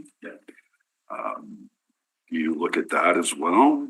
Yeah, we will. And I mean, I can speak specifically to the FX2 on Main Street. I have noticed this myself, and this has always been a little bit of a long-term thing with me where the stops do need to be reevaluated on Main Street. We needed to make sure first and foremost that all of the pairs of stops for the FX2 were as safe crossings, and that's what we tried to go with. We also wanted to make sure they were spaced properly to make sure that they were abiding by the spacing for a frequent express route. That said, this is one thing that's on our list that we definitely need to re-explore stop spacings everywhere across the network, but focusing on our frequent express routes first. We just haven't had an opportunity to do that. Anyway, it is a connection point as well, Cathedral, transfer point. That will, which Redwood and Mountain are connection points to the 38. And there is safe crossing. Anyway, just pointing that out. Okay, so I just wanted to, okay, Councillor Chambers is leaving and he'll be back at 1:15 or whatever. I just wondered, Adam, if you could just do a little update also on our what's happening at our next committee meeting with transit. What should we be expecting? Yeah, so I believe we're going to be taking members of the committee and all of council through some of the data that we've been seeing and how we visualize. At our next Public Works Committee meeting? Yep. So we can, Okay. I can take you through a little bit of a sample of that, what we see, what we look for, just very high level. We won't get into anyone's ward specifically necessarily. Right. But we can talk through that. We can talk through how we arrived at some of the changes that we're going to be recommending for April. We can talk about also. Okay, so the next report's gonna bring forward recommendations on changes to occur in April. It's a update on the changes that are occurring in April. Okay. All of the changes that are being made in that report are more of an FYI for council. We don't require council's purview to actually change any Have you of the frequency. finalized the changes? Or you're still tweaking? At this point, For the April one, you for the probably April have. one, we're almost at the point of them being finalized. There will be additional changes that we'll be making for June. And the report that's coming forward is gonna be highlighting some of those changes, which is a request for a change because that'll And involve that a will road. be implemented for September. That will be implemented for June. Yeah. The one- So we're bringing forward a yeah, report coming in for March. April, or Recommend- March, yeah. It's a little Okay. confusing with what we can and can't do Right. at certain times, but the report we're bringing forward in March will recommend a couple of routing changes. Which are basically what we're saying are our worst performing routes in terms of on-time performance. Got it? So we'll be changing those up a little bit. Okay, we'll see that in March. To be in effect. To be in effect for in June. So we see that report in March, they'll be in effect in June. So you're bringing forward changes to routes and what else? And Anything then else? from there, we're also gonna be continuing to meet with all of council to gather your feedback as well, because we do want to talk about some additional changes that could be made potentially for September. Those changes would What I have to want be. to discuss. What's that? I want to discuss with you something about September in my work. Yeah, absolutely. And that's what we wanna, like, smaller changes, of course, we can't do anything too substantial, like on any of the FX routes, for instance, that would be a very big challenge. Right. I don't think possible, but Right. those types of things. Okay, and then, okay, so that's good. So the feedback, you're combining it with what we're hearing from the GPS and the public feedback. We're making changes, route changes, like that's pretty significant. We've effectively got something in the works for each schedule change coming up. Yeah, for To each. see year. improvements. Okay, well, that's good. Yeah. That's good. And that's what we basically did before. And we're doing more of it now. Okay. Maybe, I don't know, I didn't really ask for this, but a little maybe heads up on the shelters. Like we've got, are we putting some in this winter? I know we had pads and that was the intent. But Working on installing 13 of them right now. 13, Yes. working on installing 13 13. shelters. And these are at major connection points. There are both connection points, and then we had constructed quite a few stops last year. We're constructing more stops every year on newer areas that have primary service. So that would Primary be the service. direct lines, the frequent lines, or the frequent express lines. Right. It may not necessarily mean a connection point, but they're still generally more busy stops with lots of service. Right, okay.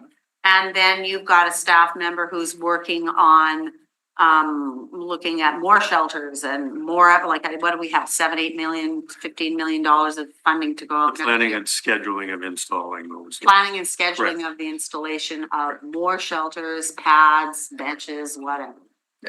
Okay, all right. Good, I think that's good. It's just good to get it on the record so people are clear on it, right? There's a lot going on in transit world right now, and I sometimes get sad that people don't think that we're listening, but there's a lot of listening, reading, sending in that's occurring with the department. Now that the GPS system is working, that's fantastic, and then it's, in more in high data release of information.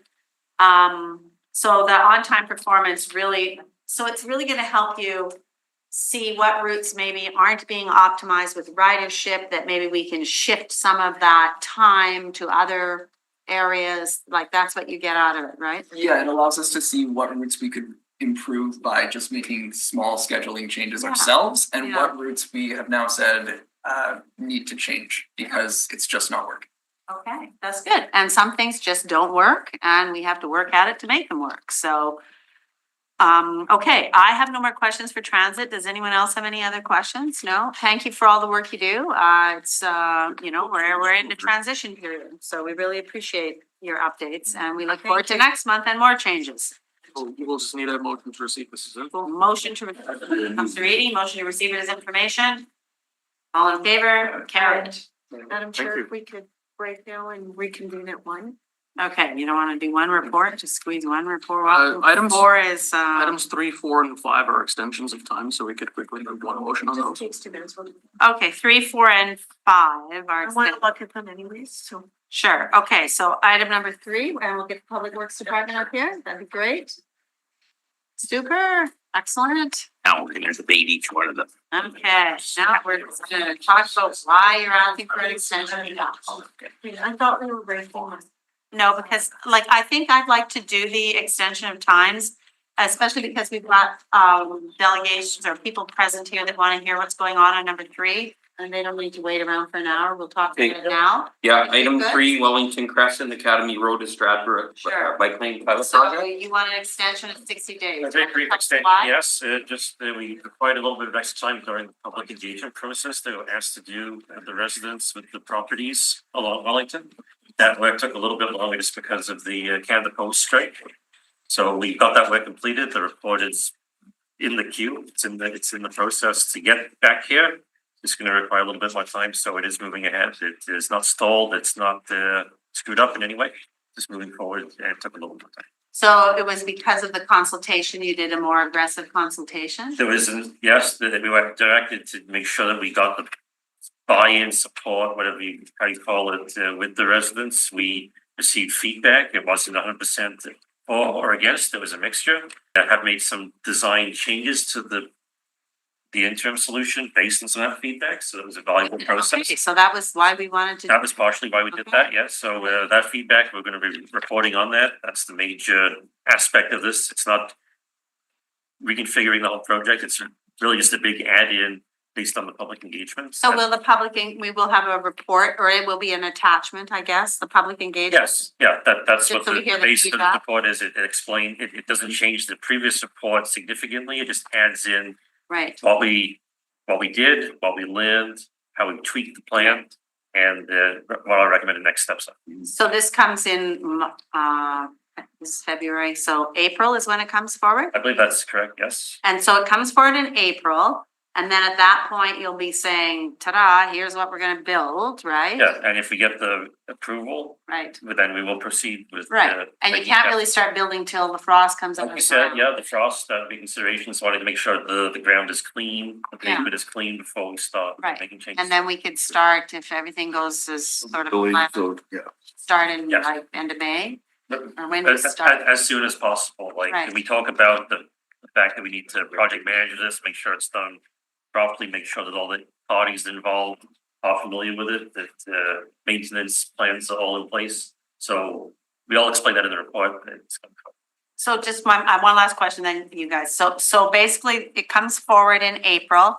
Committee says yay or nay. If the committee says yes, proceed, it goes to council, then you proceed. Do you go back and how do you tell people what you're proceeding with? I guess it's on the public record. It comes to here. If people want to know what you're proceeding with. As I recall, there is notification made to the public to say that this, based on, like, you previously had of us doing this public engagement. Right. Next step is now that it's launching. Right. And we will keep the public informed, and during the process, while it's in place, while it's being built and put in place, we will be collecting data through that time as well. So if anyone has any feedback or has an issue with something that we need to do a spot fix on it, that's So part of the any people normal that have process. emailed, like if they've sent a survey in or whatever, because you captured their emails, that you'll put that out. Are you doing any other communication on it? I'm just wondering. There's some communication on it. Like the public service. Yeah, press there'll be like a release, there'll be like a press release, And a like web there'll be information for 311, there'll be information for the area councillors. So that we can have information that comes in on it. Okay, Councilor Eady. Just to confirm, the specific budget for this. It's already been road approved. safety, it's there? Yes, Yeah, I yeah, think what okay. was it, The 400,000 was 400? already pre-approved. Okay. This was an offshoot, this next steps and direction, and even the clarity on council approval on whether it was the pilot project or the final design. This is the seeking approval for council on that pilot project design. So. Well, it's good to hear that you got feedback and you made some changes, because that, not Yeah, saying that that's we've why. done them in the past where then we had to go back and make changes, but this is good. Okay, Councillor Sharma? Did the biz provide feedback in the area? We got feedback from two businesses, actually, I believe. It was Osborne Village Biz and Carden Area Biz. Because they had. Just recently or a while back? Through the Through the process. Yeah, So the Osborne Village Biz and the Academy Road Biz? Carden, I believe it was. Which one, sir? Carden. Oh, Court, Yeah, there's a Okay. Court. Oh, the Court, yeah, right, Yeah. sorry. Pardon me. like I'm speaking sort of Yeah, off no, the top no, of my I head forgot because the I Court. don't have the report in front of me, but that's what I recall. Like, yeah, I read through that report in detail. Okay, so this is good. I don't have any more questions. Anyone else have any more questions? Maybe we can just have a motion to Just to confirm, like this route down Wellington Crescent, it starts in the Osborne Village Biz, really. On what is it? River turns into Wellington Crescent. Yeah, it does start in the Osborne Village area, yes. Yeah, so were they sent a letter or anything? I believe actually my team met with them. We had both my staff and public engagement staff. And there was a public engagement consultant that we worked with to capture this information. So there was a variety of different processes. So it's the Academy Road Biz that didn't provide any. I'd have to check. We did send out a lot of public engagement invites and we tried to engage as many groups as possible. We did not hear back from all of them. well, I would hope that the councillor would have talked to Academy Road Biz and made them aware of it, because they were worked up about it, I think, before, so. Sure, Councilor Rowe did. Okay, so can I have a motion then to I'll move to support the extension of the? 60 days. Okay, all in favor? Okay, item number 5, 359 Redonda Street. We were originally asking for item number 4. Well, Oh, sorry, my why don't you leave apologies. that laid over? But here's Oh, the issue that we had was originally when we went back and we were about to submit this for an extension, we weren't getting through to the resident. Okay, since this was submitted forward, Michael Cantor, for our manager of streets maintenance, met with the resident. And they agreed that a bollard will not prevent future damage and that he should report the damages to 311 for the claims department to address, claims branch.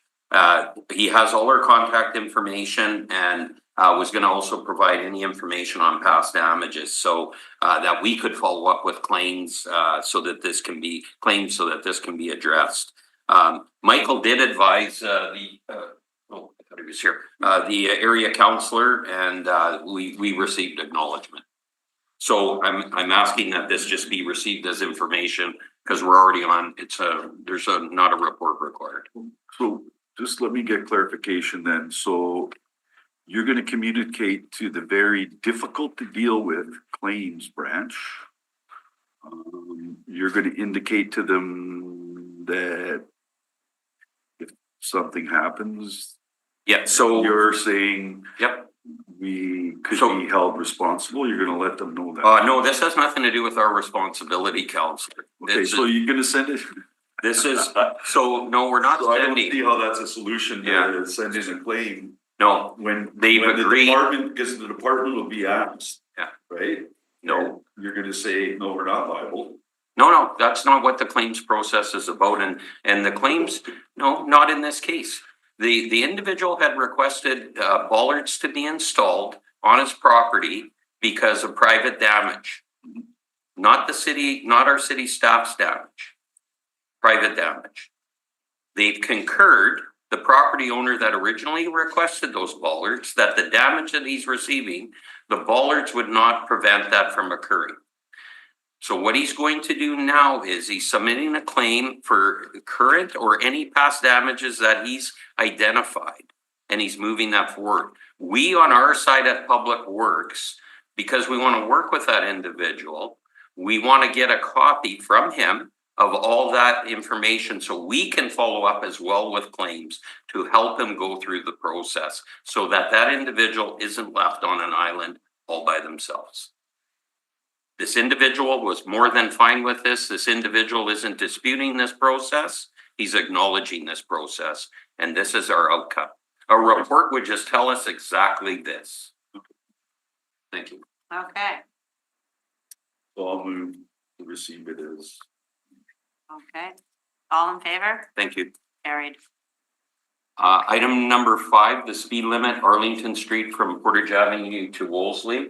Okay, go ahead with the reason. I go ahead with that, yes, asking for an extension just because we wanted to tie this report, the presentation of it with the report on the residential speed limit reduction. There's some overlap, a little bit of, where they sort of overlap each other, just like a Venn diagram. So, yeah, we just wanted to bring them both together at the same time, so we can talk about the one and talk about how this smaller one is an application of that larger idea. So if you're asking for a time extension of 30 days, that means at the next committee meeting, we're gonna be talking about the 30-40 neighborhood reduction. Yes, we were, just in the last couple of days, we were just talking to agenda management about it. They had some tweaks to the sort of the format, I'd like to Okay, get Councillor Eady. just a little bit of clarification. So is Arlington north of Portage a regional road? And, pardon me? Yes, it is. And south of Portage, it is a collector residential? It's not a residential, no. but it's a lower I thought it was, classification. Okay, you got it. Because that's what we're gonna be talking about in the report coming out in the future, right? So I just want clarification as to what that street is designated if it's. Yes, you're correct, Counselor, through the chair. There's a number of locations in that review that were considered from the collector point of view, not so much regional. Collectors. Yeah, so that's a collector. Like Victoria Avenue East is a residential collector, right? So, whereas I'm just trying to get, understand Arlington. Anyway, okay. We'll understand it next month. Okay, so can we have a I'll motion? move the extension of 30 days. Okay, all right, all in favor? Aye. Carried. Okay, so now we'll break. It's noon, 5 after. Let's meet at 1:15. 1:15. Yeah, you won't be back till Sure, after 1, 1:15. and Okay, there's some perfect. Okay. reports coming up that he's got a big interest in. And I just have a question. I'd like to reconvene the Standing Policy Committee on Public Works for February 4th, 2026 to order. What we're going to do is we're not going to start with the Chief Peguis Trail Extension West. We're waiting for Councillor Chambers to return. We'll start with item number 7, McLeod Avenue pedestrian crossing enhancement. Okay, on this one here, this is a recommendation from Community Committee on a motion here that Dave, you're. I can speak to this. So yeah, we've got a motion here to add a rapid rectangular flashing beacon crosswalk. My staff have looked at this, and they actually were taking a look at locations like this. I think we're in support of this. It doesn't look like there's a requirement for a motion to come back and report on this, but just take this away and act on it.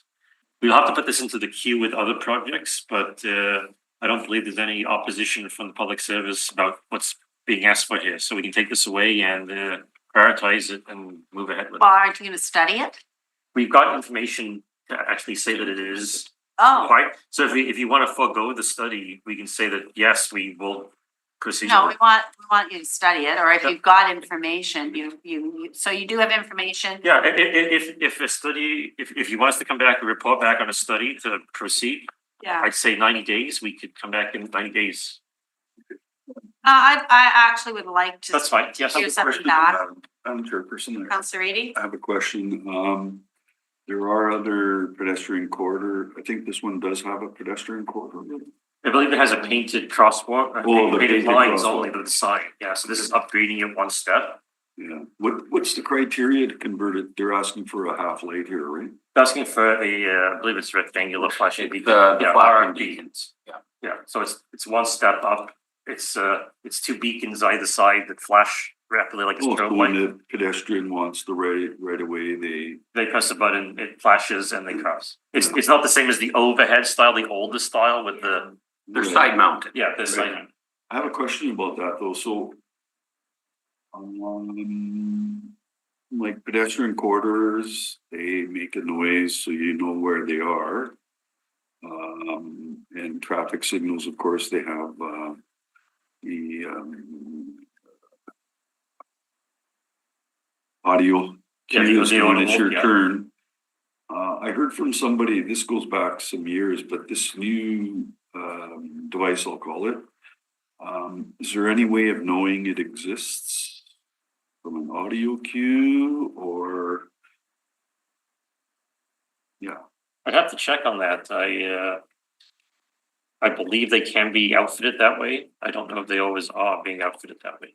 yeah, I heard there was one on Demuro. What would that be, south of, Marion, but then they said, somebody who was blind said, I didn't even know it was there, somebody told me.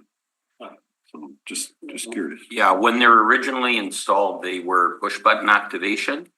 I don't believe the audibles were implemented when we first took them on.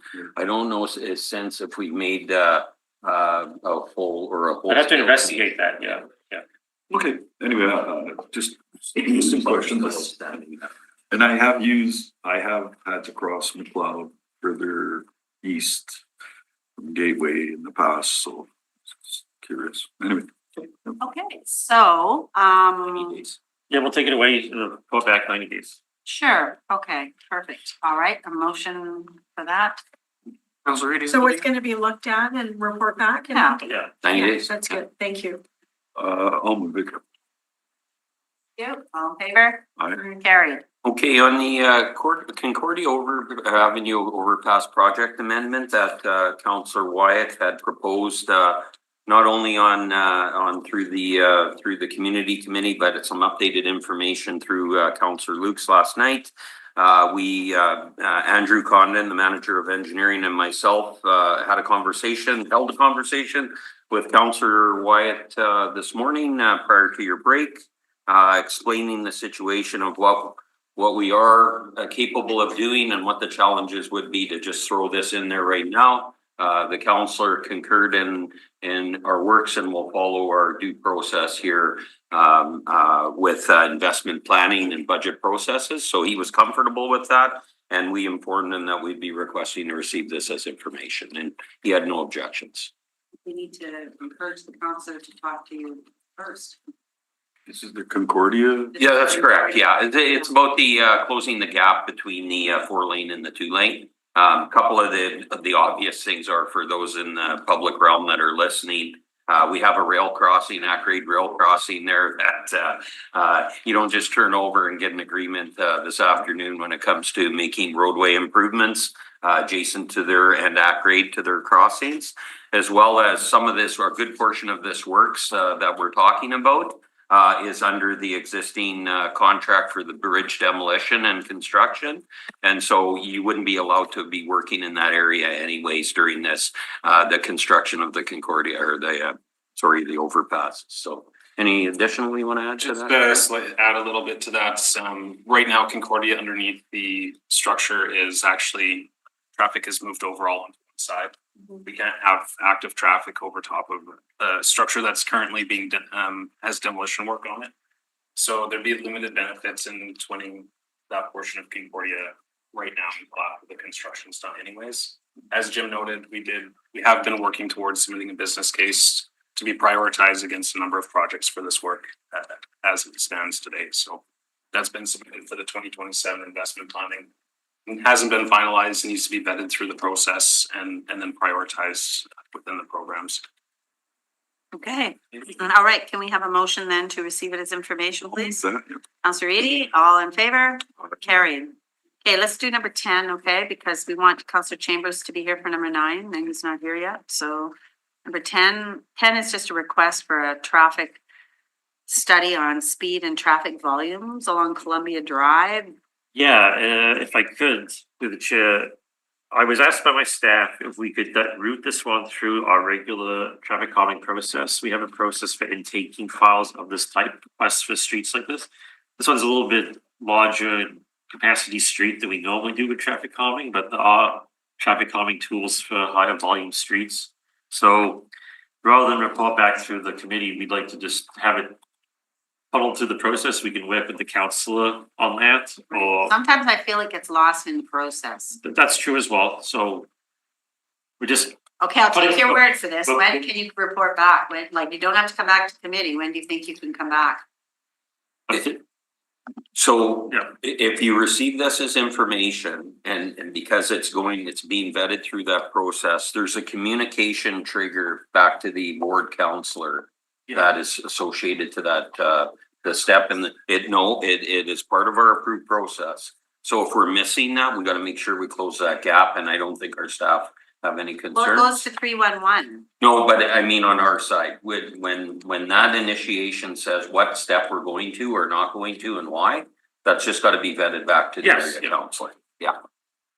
And we're committed to that, because that was originally agreed to when we made the change of the procedural steps. Okay. And I'll follow up with you on that, because that's something that. Okay, so we'll send it right now to 311 and hope for the best, okay? Do we title it anything or send to Public Works? Okay. Okay, so then we'll receive this one as information. Does anyone want to make a motion to receive it as information? Okay, Councillor Sharma, all in favor, carried. Item number 11. Go ahead, Dave. I was gonna just talk about. no, go ahead, Director. No, so we heard from delegations this morning about their, a variety of statements within that, never mind just the turn arrow. There was a lot of other opinions identified. There's been work, in this location, so on both of these being item number 11 and number 12, you wanna go further on the westbound turn? Not so much go further on it, but I can just say both of these are similar sorts of asks. We already are looking at the issues on this, so we can talk. When we do these reports, we don't just focus solely on, do you need the arrow? We talk about other aspects of the intersection. If there's anything else we can do on top of just making the change to the signalization. We're gonna ask for 180 days for this, for 11 and for 12, but we will, if we can get it back sooner than that, we will. Okay, Councillor Edie? Just for clarification, Ness is basically considered the same kind of road as McGregor? It's higher volume, Councillor, but it's a regional. It is a regional. Yeah, right? regional, okay. Yeah, so, well, I don't know that it has a higher volume than Salter right now because of the Arlington Bridge. Well, updated sets. No, Ness is very heavily used because it's also a connector that takes you right into the St. James business area. Oh, yeah. And then again bypassing around the Winnipeg airports area. So, when you're talking about Ness, it's taking you right to Cavalier. So Ness ends at St. James, and the westerly end is Cavalier, which is pretty much the west end of. By Cavalier though, that's all residential. That's correct. Well, a good majority of it is after. There's a church and that one thing. Yeah, after Sturgeon. Yeah. I'm familiar with Crestview. Yeah. So, okay, but it's regional all the way out, right? That's correct. Okay. All right, so, well, I keep hearing a lot of problems along the way. I don't know if they're being renewals, but has Ness been looked at in terms of curb extensions that we did on McGregor and on Salter? Has that been looked at in the more residential parts by school? No, and actually the area that's being referred to in the request of this report is closer to the business side. Yeah, Ferry Road, yeah. But on the west side, you have a reduced speed with the school zone, further west. There's a 30-kilometer out at the west end there. On a regional road? Yeah, I believe so. There. There's no speed reduction for St. John's High School or. No, Once you get west of Sturgeon, the cross section changes pretty Yeah. substantially. From Wharton Boulevard, roughly heading westerly. So that's more of a collector out there.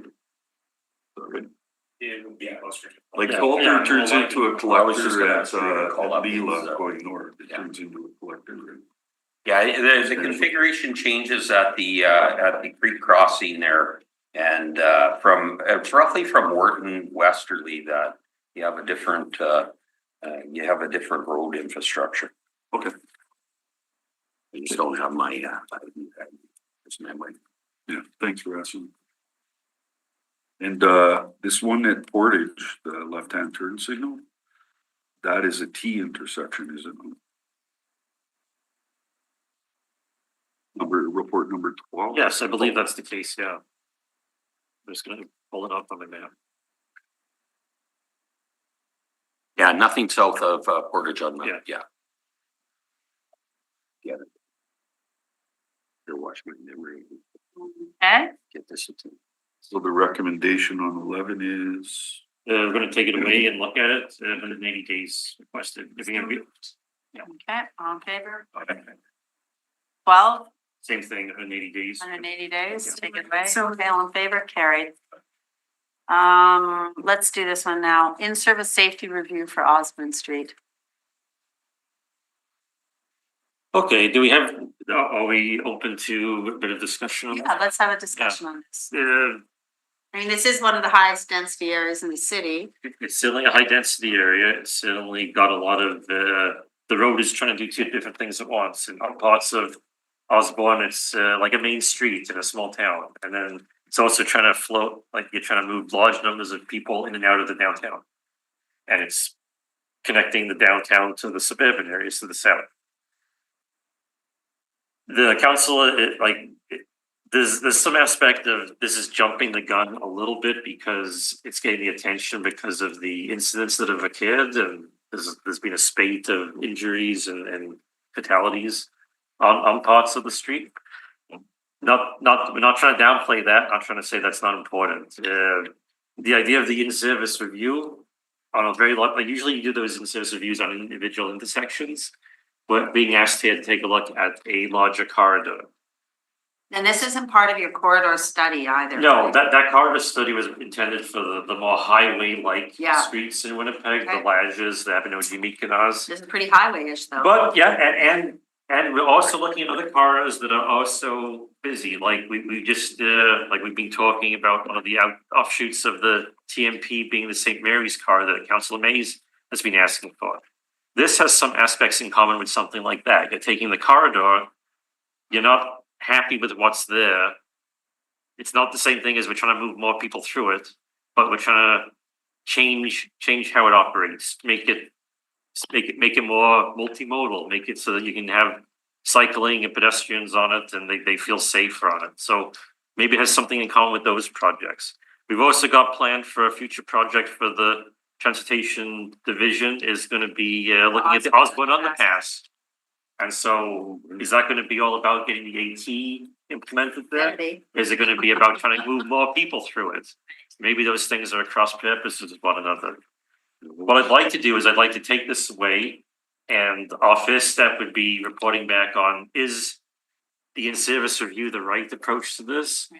Or do we need to look at something that's maybe a larger scope project, like that St. Mary's project? Not trying to say kick the can on it and never work on this. No, it's big, We it's know a it's- big stretch with many dynamics along it. It's big and complicated, and our processes right now for doing the in-service reviews focus on the small projects, and this would be unlike those in that it's multiple intersections and how they interplay with each other. That's the larger projects. again. Yeah. This is different, yeah. So But there's a need. No, but for both. this is probably going to be a larger project, right? Yeah, well- Because, Mhm. you know, like, okay, so let's just talk about your intersection that you studied for Scramble, right? Osborne and River, which it didn't fit for a Scramble, but no, but one of the things we've said before with these projects is that if you wanted to rethink what Osborne is doing, then maybe it would fit. The challenge is right now, it's trying to do two things that are not the same. You want to have it so it's local and small and everyone feels very comfortable walking it right beside it and riding their bikes through it. But it's also this big traffic funnel that's funneling people into the downtown. So there's not a lot of alternatives if you say we want to reduce the traffic by an awful lot on Osborne, where's it gonna go? When So- you say yeah. larger project, David, do you mean like the Lord Roberts, like the larger project? Yes. Falls into that, right?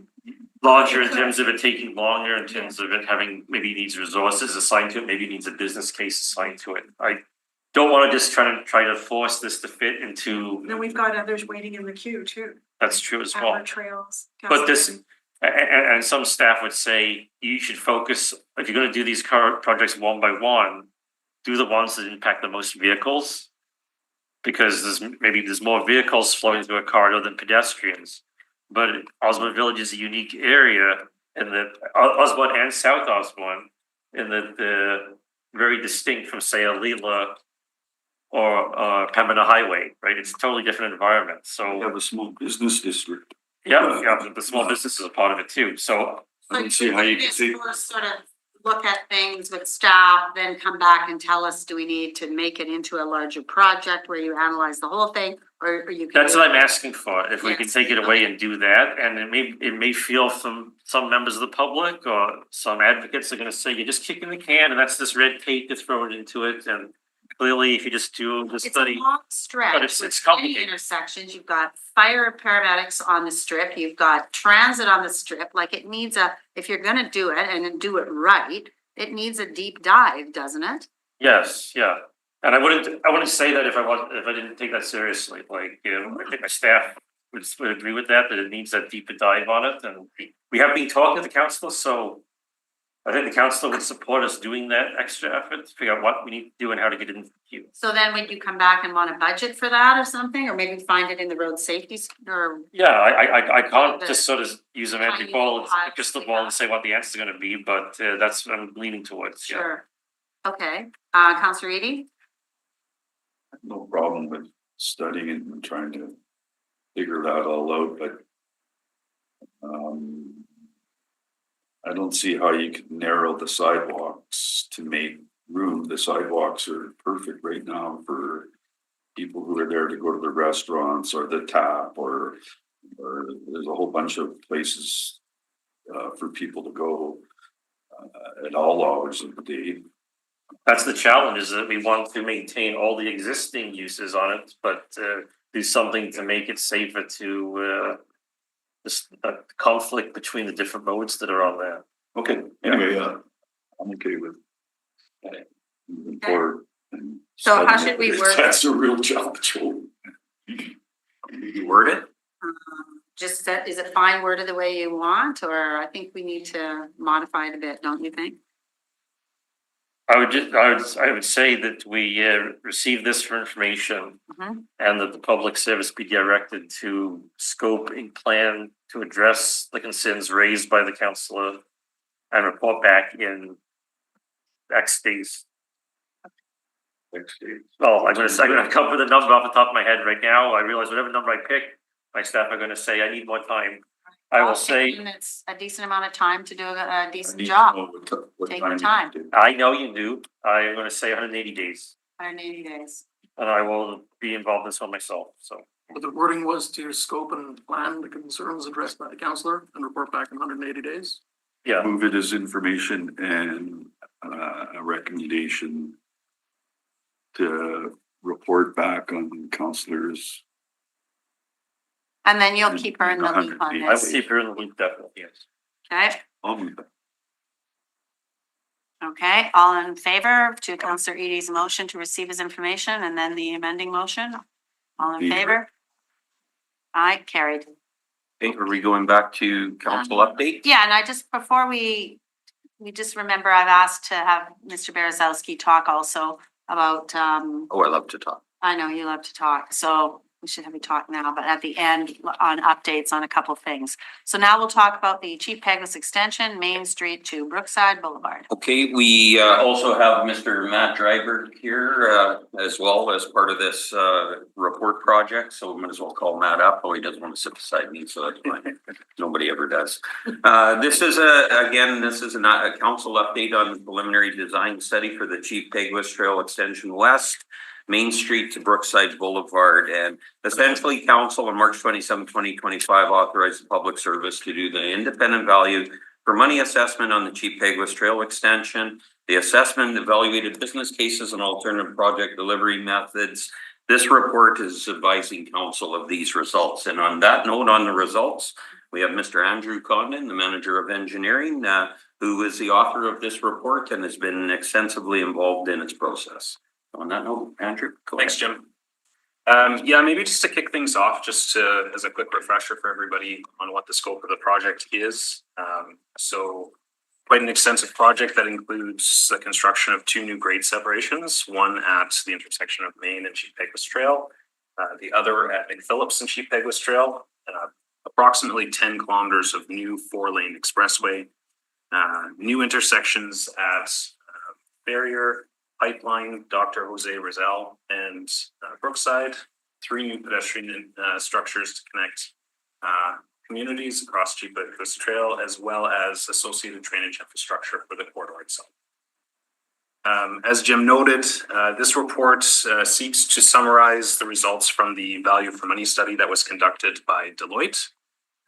In addition, the report also provides an updated to the cost estimates to reflect the current status, as well as the benefit cost analysis. So the value for money study that was completed by Deloitte investigated a number of different delivery models for construction. So there are different delivery models that serve different purposes. Some manage costs, some manage risk, some manage schedule. And what we do is try to prioritize what our goals are with this project, which is, because it's greenfield, primarily going to be looking to reduce the cost of the delivery of the project. So Deloitte goes through a risk assessment as well as does a market sounding with contractors both locally and nationally. And through their assessments, they very carefully considered 3 main delivery models, one being a design bid build, also typically recognized as the traditional delivery model. They also explored the design build and P3 or DBFM.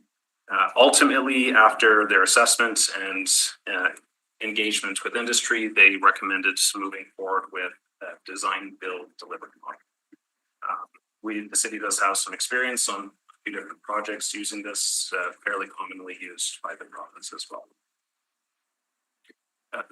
Sorry, go ahead. So just clarify, like a design build for a road is a lot simpler than a design build on North End Water Pollution Control Center, right? Yeah, so when It's you're vertical comparing, versus- when you're comparing linear versus vertical infrastructure, there's very different challenges. Linear infrastructure like roads and bridges, pipes is not always, but in this case being greenfields, quite a bit more straightforward in terms of delivery, and design build is appropriate delivery. Just Andrew, on that note, I guess if we can ask questions. No, are you done yet? I think you've got more I'm sure to do. there's a lot to do, but it's on the design. Sure, okay, Yeah. sure. On the delivery model, thank you. So essentially you said that there were several considered and it was a design build option that's preferred. Yes. On that note, did Deloitte do any engagement with the industry, and what did they perhaps hear? Yeah, so great question. Yes, they did go to market to ask kind of what preferences were from contractors of varying size, both locally and through the national markets.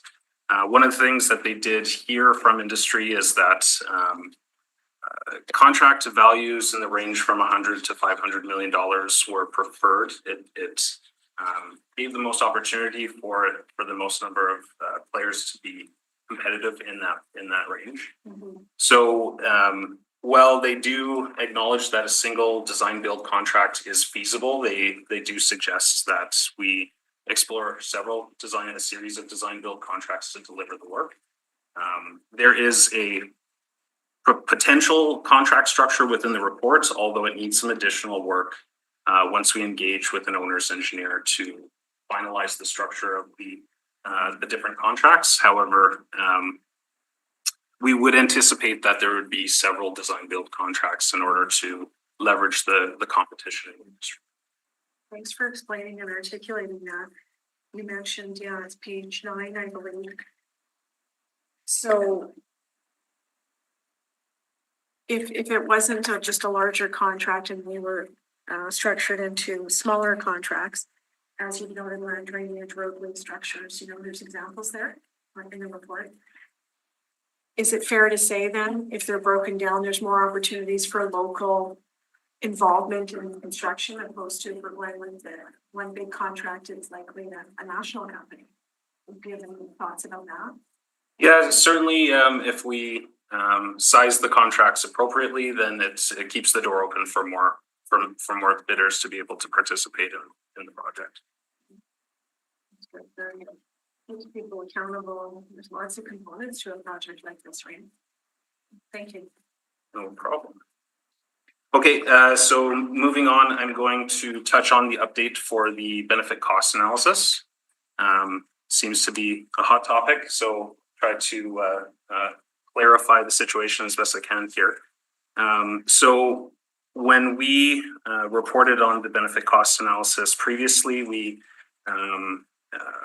we presented a value of 1.18. When we update the analysis, once we go through the Deloitte study, we also get a couple of additional deliverables. They're going to update the cost of the project.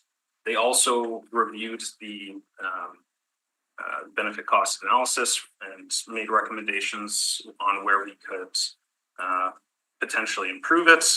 And so at the tail end of the Deloitte, we took steps to update the benefit cost analysis. Now, through this update, we actually increased it to 1.43, and that was driven largely as a result of taking a second look at forecasted traffic volumes in the region. So 1.43 is the cost benefit. What do you call that? The number, ratio. The ratio, yeah. Anything greater than 1 is good. Is very, okay. What's it reporting? Pardon me? What's it reporting on? So that ratio takes, You were getting into it's the quotient of the benefits over the costs. So if the benefits are bigger than the costs, the number is going to be greater than 1, right? So that means that the benefits dollars present value exceed the value of the costs. So in this case, one of the key benefits is time savings to the traveling public.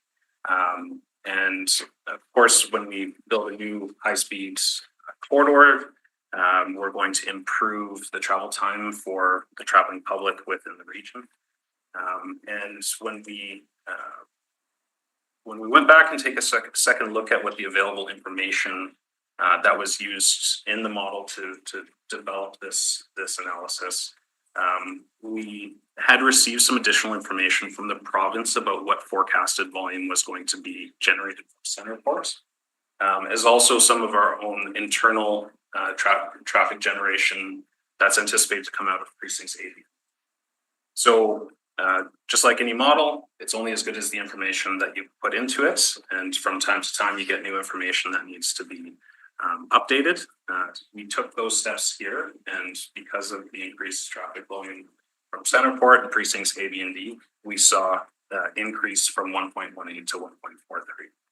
Now, for transparency, we also provided the analysis had we not increased those traffic volumes, just to give everybody the information about what the baseline would be. So we only changed it based on the recommendations from Deloitte and the output of the report from Deloitte, and that was resulted in an updated benefit cost of 1%.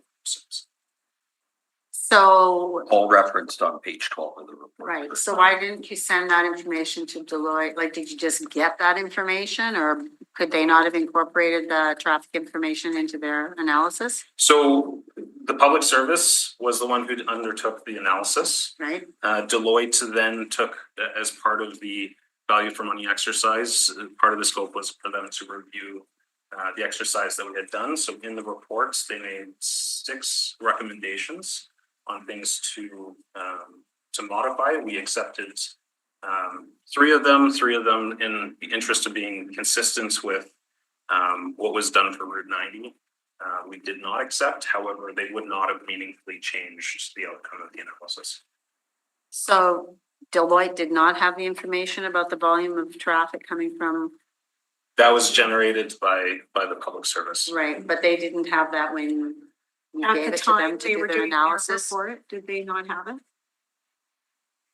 Again, Just clarify, Andrew, that from the time the original benefit cost was done, the 2024 numbers.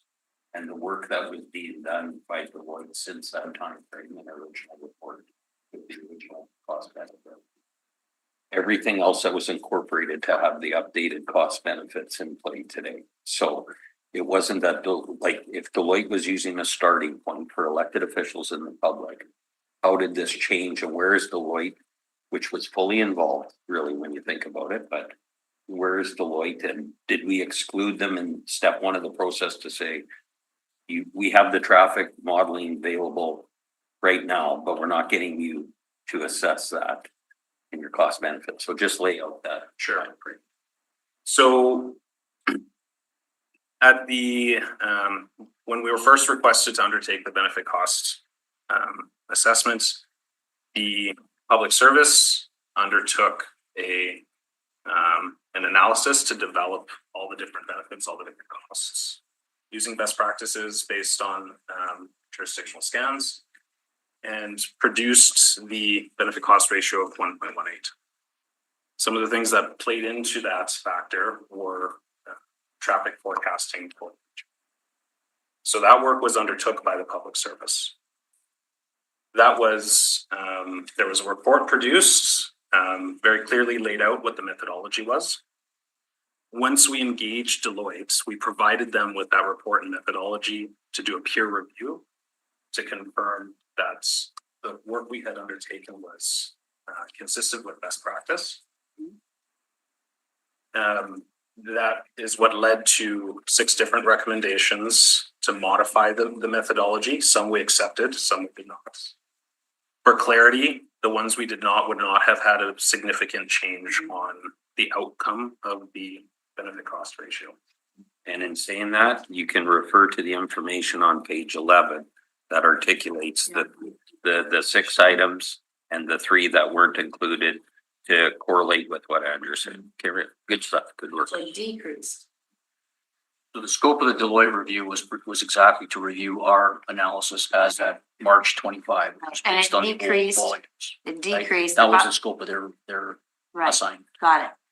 And then because of possibly some of the parameters, theirs decreased to 1.06, right? And that's a function of 2 key things. One is changes from the methodology that they proposed, but then also the outcome of the recommendation to go with the design build, because we updated some of the Got costs.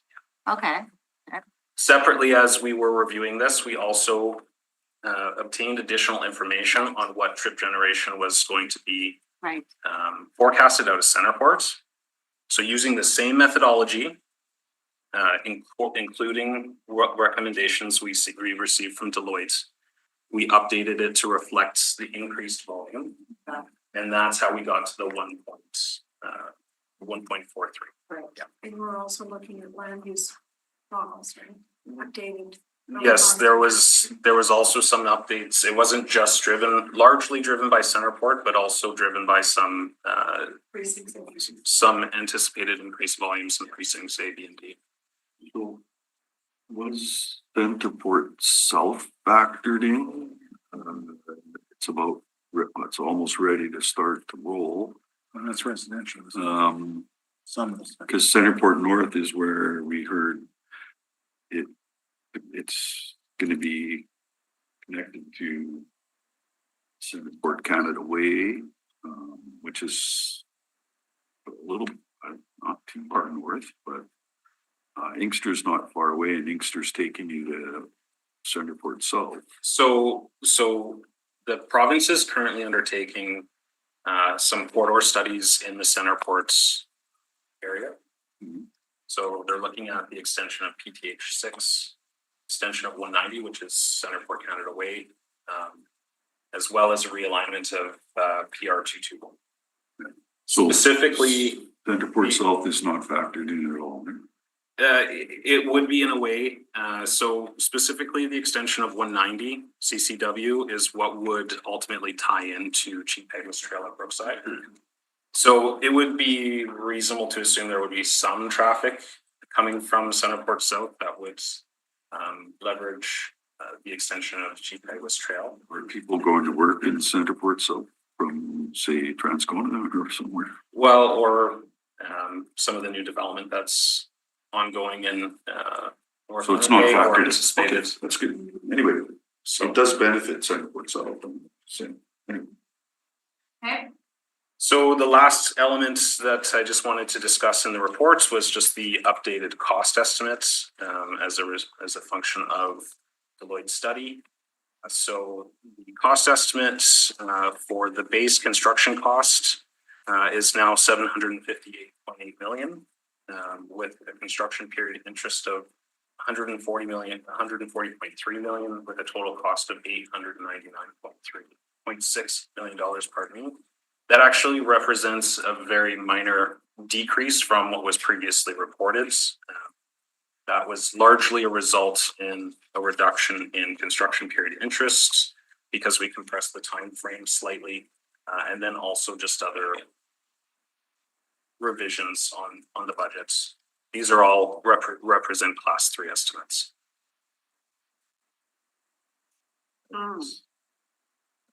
Okay. So that helps explain that. Okay, so you folks in the north end there, do you have any questions or comments? Well, It's not north end, Market sorry. City, It's no, not. these guys. Okay, I just wanted to, just for the public record, if we could talk about the transportation master plan and how it supports this as a immediate priority in the short term, Sure. and other factors that play into how it supports that policy. Yeah, so a few different ways. So the adopted TMP 2050 identifies Chief Peguis Trail as a short-term priority. In addition, construction of the facility would help target improvements to the reliability of our transportation network.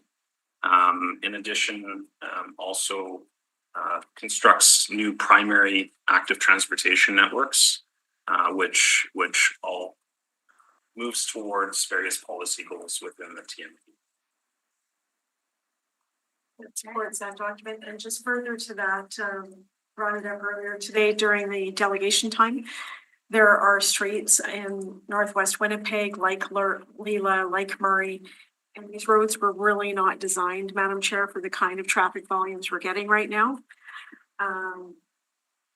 We noticed since the lights went up on Murray and McPhillips, there's a whole bunch of more traffic coming from Riverbend River Road and Councillor White's ward down that street, and there's ditches there, right? So really concerned about the safety on some of these roads from varying perspectives. So just wanted to hear from Andrew on that. You did mention it would help mitigate traffic volumes on these overused streets. It's backed up, and it's not just at peak time, Leila, it's Templeton, Murray. So there's a need from that perspective as well. Did you want to speak to that? Is that induced demand? Induced demand. Not on Leela in my ward. A lot of us talk Not on about Leela in the my ward. bus and biking and you know, we all want to make use of those kinds of things. I've been pushing for bus service. We have had new bus service come into the area, but we're still component, you know, we're a car city. And we do have folks trying to get to multiple jobs, and it doesn't always work on the bus. The bus also doesn't go all the way to Highland. There's a lot of factors here, but in terms of those roadways I mentioned that are overused, did you want to sort of chime in and speak to that as well? Sure, certainly, you know, we see corridors like Murray and Templeton that are essentially acting as de facto regionals because we don't have the regional structure. So that becomes incredibly challenging to deal with those traffic issues, especially as you see new growth come in to the area for developments like Aurora or Highland Point. And so you would see evidenced by the benefit cost. Again, one of the big benefits is a reduction in travel time for the public. A lot of that is the traveling public in vehicles leveraging a more efficient facility like Chief Peguis Trail, which is going to offset congestion and delay for travel time on some of those other corridors. corridors like Templeton, and It increases the value of the project for the points that you're raising. Thank you. And you know, we've heard this before. I've heard the public service say this. I think you, Madam Chair, we don't create the need for this. We're addressing the need, right? And we can go on and on why we need this. My residents aren't always sitting at the end of the table having to speak in delegation, but I hear from them. We get emails, we get calls, right? Ongoing, there's emails to the mayor's office. So folks are waiting for this and we need other levels of government to step up. We can't do this alone. You said that in the media last week. It's a really important project from an economic perspective and all the issues we just talked about. It's about coming together and putting it off. I mean, we know price tags just go up and so on. And we're trying to grow our housing in the city. And that goes in tandem with having a corridor like this. So I appreciate the report. How much, we're seeing exponential growth in areas like East and West St. Paul. How much of an impact is that having on this area and on Chief Pickers Trail as well? I can't speak too specifically to those specific RNs. But certainly as a broad perspective, when we see growth in the capital region occur, there's always going to be some portion of that traffic that's coming into the city for employment or for goods, services, what be it. It's challenging right now to understand what those impacts are.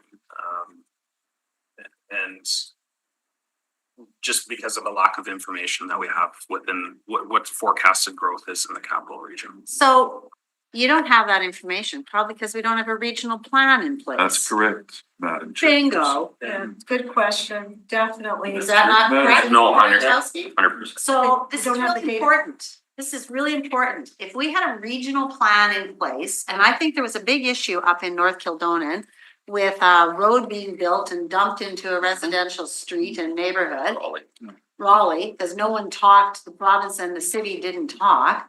So this is a problem. And, you know, it's all very nice to prance around and say you can opt out of a regional plan. But the fact of the matter is, we don't have the data to really know how the city is being impacted. Is that correct, Public Works folks?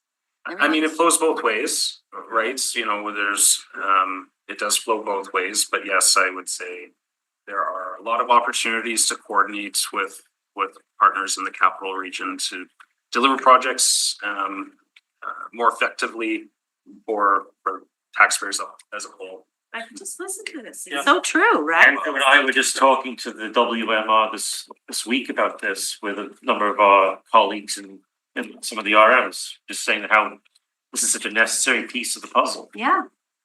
That's the question. There you So, go. but it's very clear that Winnipeggers, myself included, go to West St. Paul, for example, the big fish fries Oh, on the fish fries are Shorty, fun, yes. it has Winnipeggers and people. There's a big baseball diamond facility in West St. Paul that's taken baseball teams away from the old X grounds, actually. Well, So it's back and forth, right? yeah, so when you look at the growth in the capital region, what's adjacent to the boundaries of the city of Winnipeg? So the citizens of this city treat the perimeter like it's some quasi boundary of the city of Winnipeg. And when you look at West St. Paul, for example, you look at where the next Costco development is occurring, it'll look like it's inside the perimeter, but it's within West St. Paul. Does that create, add to, traffic, no matter what the means are to get there? The answer is yes. Whereas the growth occurred, between the boundary of the city of Winnipeg and our neighboring communities, there's no doubt that there's significant growth, as you can see as you drive around the perimeter highway on the northwest side of the city. It's looking more and more like, the perimeter separates two growing communities, being the city and the RN. That's right. Like River Grove, if you go north, River Grove neighborhood in Winnipeg is Riverdale. Yes, correct. Riverdale's been there for a very long time. Yeah. That's West St. Paul, right? Well, and it's not even just the residential homes that make an impact there. It's all of the businesses as well. I mean, we're seeing tons and tons of, and even restaurants. And a school, there's school out there. Vice and- versa. Yeah. Yes, and when you like, Trains. yeah, but again, when we refocus to how we move goods, people and services, like our strategic network in this city and some of the principles and directions of the transportation master plan. You know, our strategic corridor, our regional network, more or less. You know, Chief Peguis is obviously a critical aspect of that connection. And right now, as Andrew said, we're really moving all people, goods and services, regardless of their mode of transportation, through areas that weren't intended as such. We have the Arlington Bridge Challenge, and why bring that into the Chief Peguis Trail? When we hear people talk about the ferry connection, that's actually the McGregor connection. So even though it says ferry and people will see it as such, that's tying directly into McGregor at just north of Leela. And so again, when we talk about the changing behaviors and how we move around our community, there's a number of impacts without the development of that infrastructure. McGregor's taking a lot more traffic now that Oh, yes. Arlington Bridge is closed down. I had Chair of Water, Waste and Environment, not from a North Ender's perspective. So you have a preliminary design and a good portion of that west of Main Street going through, which is probably to the south of Aurora, but there's a CSO program going on right now in what's called the Armstrong CSO area.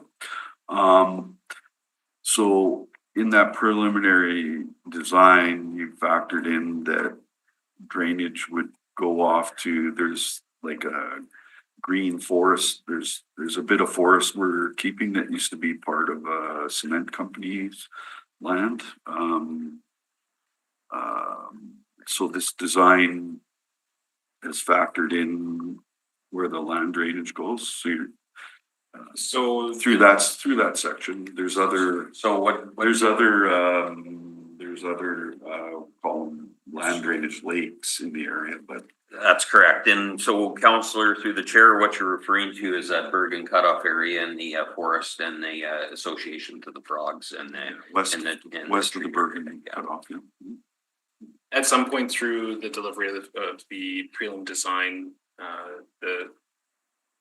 there was some environmentally sensitive lands identified, and the alignment of Chief Peguis was adjusted to preserve those lands. Yeah, and then that can be utilized as a what they call green, well, call it green technology or whatever to deal with land drainage water, right? So that is factored into the Chief Peguis Trail, right? The alignment is, Councillor, if you want to. Well, that's what I mean, The yeah. actual preliminary design and what's factored in for. Sure. So the land drainage that's included in the prelim design drawings that were previously approved, as well as the cost estimates. It's a series of pipes and retention ponds. And that was designed to facilitate drainage on Chief Peguis Trail as a corridor itself. We have engaged with Water and Waste to talk about servicing, specifically land drainage servicing for precincts 8 and Yeah, I'm just talking, yeah, that's right. So And it's so just that's- a particular section, right? that cost to provide land drainage servicing for those precincts is not included in the cost estimates that are presented within this report. However, they are undertaking a study to determine what's required for servicing. And as they work through that study, we'll engage with Water and Waste for opportunities to optimize the delivery of both of the projects together. So it'll be incorporated when the project's moving forward. Yeah. Yeah, I just want to make sure you're utilizing some green technology, so to speak. Well, When just it comes to land drainage, because that's one of our things at Water, Waste and Environment we're trying to deal with, so. Well, there's a number of environmental storylines here, and that was protecting and preserving some of the natural landscapes, right? So that alignment that Andrew is referring to, which is the area just north as you know, Counselor, off of Ferrier and north of inland and that operation there, which is just north of the Bergen cutoff, that adjustment and alignment covers the forest. So this report, it goes to council. And basically, there's no more work that you're doing on this, correct? Where the project delivery model assessment be received as information, the updated cost benefit, that it be referred to the strategic priorities action plan. Yes, so just as a reminder, most historical was preliminary design study, budget, move forward, yes or no type of environment. There was a couple additional asks on these mega projects or major projects. And so we believe once it goes through and is adopted by council, that you know, as an elected official group, that council can decide whether that right now we're referring it to the strategic priorities action plan process, which is technically could be considered as part of the budget process, because what's your priorities here as an oversight and leadership for all city initiatives, not just ward area specific. So that would be the next step. And it's also the critical path is going up to EPC and council, I believe. Correct. So I'm very supportive of this project. When we first got elected, some of us in 2014, there was a sort of a cost benefit 1, 2, 3, 4 list of projects to do. I got up on the floor council and I spoke about this one and supported this one actually over all of the other ones. Someone said to me, "Oh no, you should be supporting Kenaston because that'll help your people," right? Which of course it will, the Waverly West Ward. But this is really a project that opens up land. It's become even more relevant with Centerport, you know, like and you know what, since the dawn of time, there's been transportation corridors. I know there's a lot of arguments against this, but I just really strongly feel because of Centerport and because of the linkages that it provides and that, you know, I'm very supportive of it. Well, if anything, I mean, it does complete the circle in terms of the entering road, which has been something in discussions for many, many years. Although Kenaston still has to be widened to accommodate the additional traffic. Improvements need to be made on Kenaston Route 90. So, but the extension of Chief Peguis Trail does complete the inner ring road. That part of it. Not the inner ring. Not down. It completes the inner polygon rectangle in that your Route 90 takes you to King Edward, Kenaston, and Lage goes down south to, always have trouble pronouncing the name of it, but. Thank you. And, yeah, and so you have a rectangle there that. So, you know, prior to moving forward, which the messaging that I'm about to provide, or as well as Andrew, when you raise the Route 90 widening project and its infrastructure and immediate demands, and as we go to EPC, you know, there's a discussion. Well, you've got one going to the strategic priorities action plan, and you have another that's going through the stepping stone first recommendation of the budget process, and therefore, what is council weighting as the priority? And they have two distinct separate priorities. One is of a much urgent nature to deal with what's existing. And that's it. And again, if David and Andrew want to talk more about that, but that's obvious. And the thing that we have to understand and separate from with the Route 90 project is that it's not just, you know, it's not just the bridges. There are three major components to that project that improve Route 90 as a whole and the communities that support that and our future growth and development within Noweo-Dana. And we got to continue on that path of preparing for the development of the future there and being in a position that we're not turning a key on a piece of infrastructure to say, sorry, we just couldn't do it, so now we're closing. And we're that portal is a very important connection through our city. Then we have the Chief Peguis, situation, which is just as important in a different way. But when you're talking about immediate and urgent, that one is we're developing the area to expand its growth over a period of time with proper planning, execution of all the things that are needed in those communities, and work with the development community to achieve that, through putting people and goods and services into that area. Versus if we don't deal with some of these imminent situations, and right now we're working on, our first step by council was get focused on the bridges. And that's already been directed and approved, So what you're saying basically is, Keniston and the bridges is a higher priority, dealing with that. it's an imminent need. Imminent need. So Imminent need. when we, at the Last start, imminent need is to replace the Arlington Bridge. at the start of this administration, Mayor Gillingham, we, as council, embarked on a retreat to talk about our strategic priorities. Can you, and help me recall what came as a higher priority in terms of, was it both Keniston and Chief Peguis Trail, or were they separated? We didn't prioritize the higher one at that point in time. We wanted to get more of this data and information on cost benefit and to understand more, which percolated up about the bridge. The city to make decisions, right? Both Madam are Chair? identified as Yeah. priorities. Yes, Yes, not one any higher than the other. Waiting for motions, I echo a lot of what's been said here today.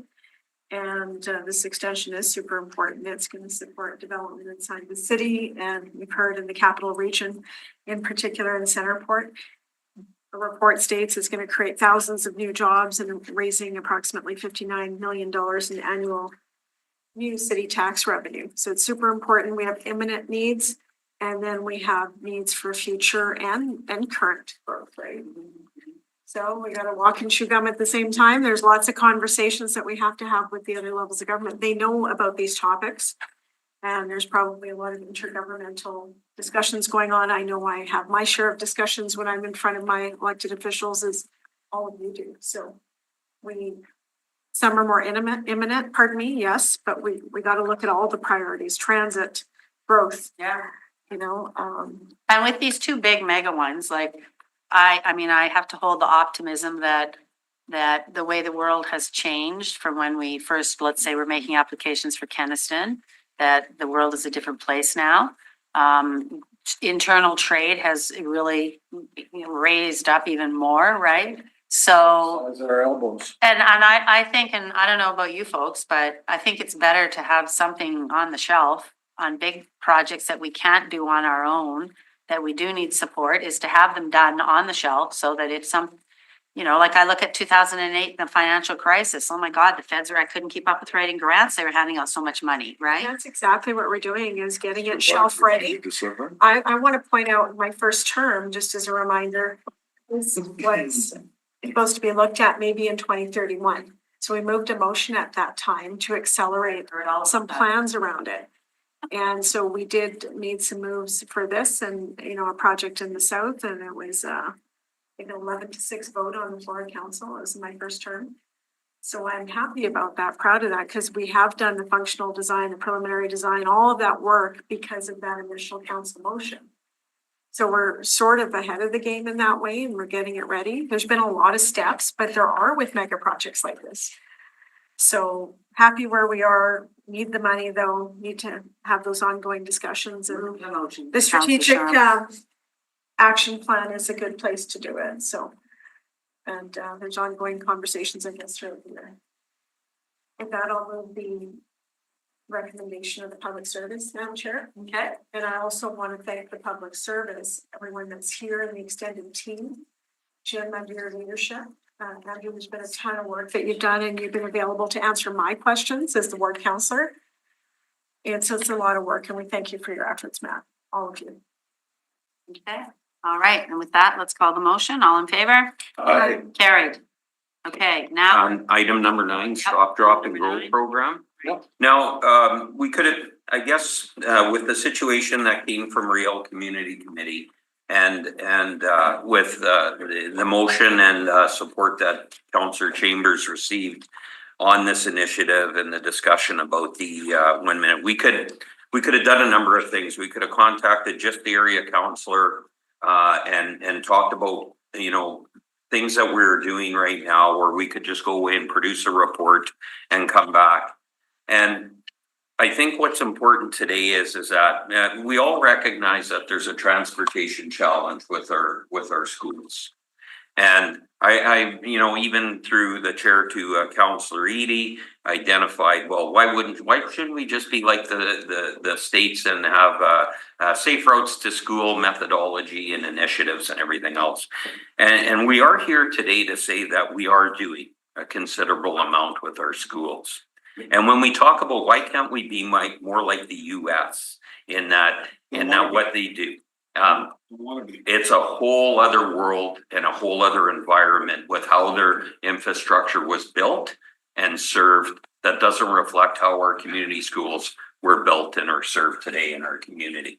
So, and we can get into all of that with any kind of grandiose report. So really, but what I want to do here is, because when I look at what our staff are doing today, and I want to highlight that, Dave, what our staff are doing today, or yourself, Ken, because in our discussions, not only with our staff, but with our road safety implementation committee. And keep in mind that our road safety implementation committee involves a lot of people, a lot of community stakeholders throughout the city in this.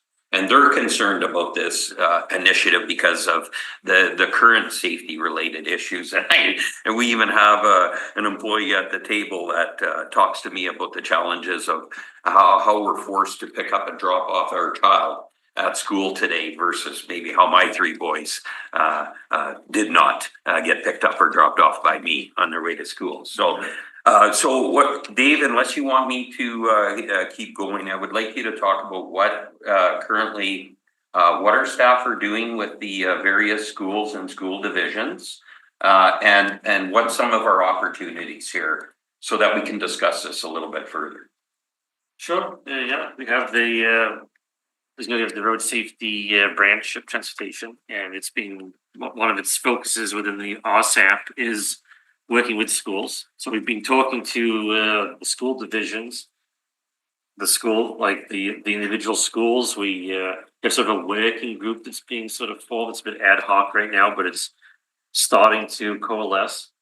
They're talking about what they're doing at schools. And the challenge is each school is different. There's so many different schools in the history of how schools were implemented in Winnipeg.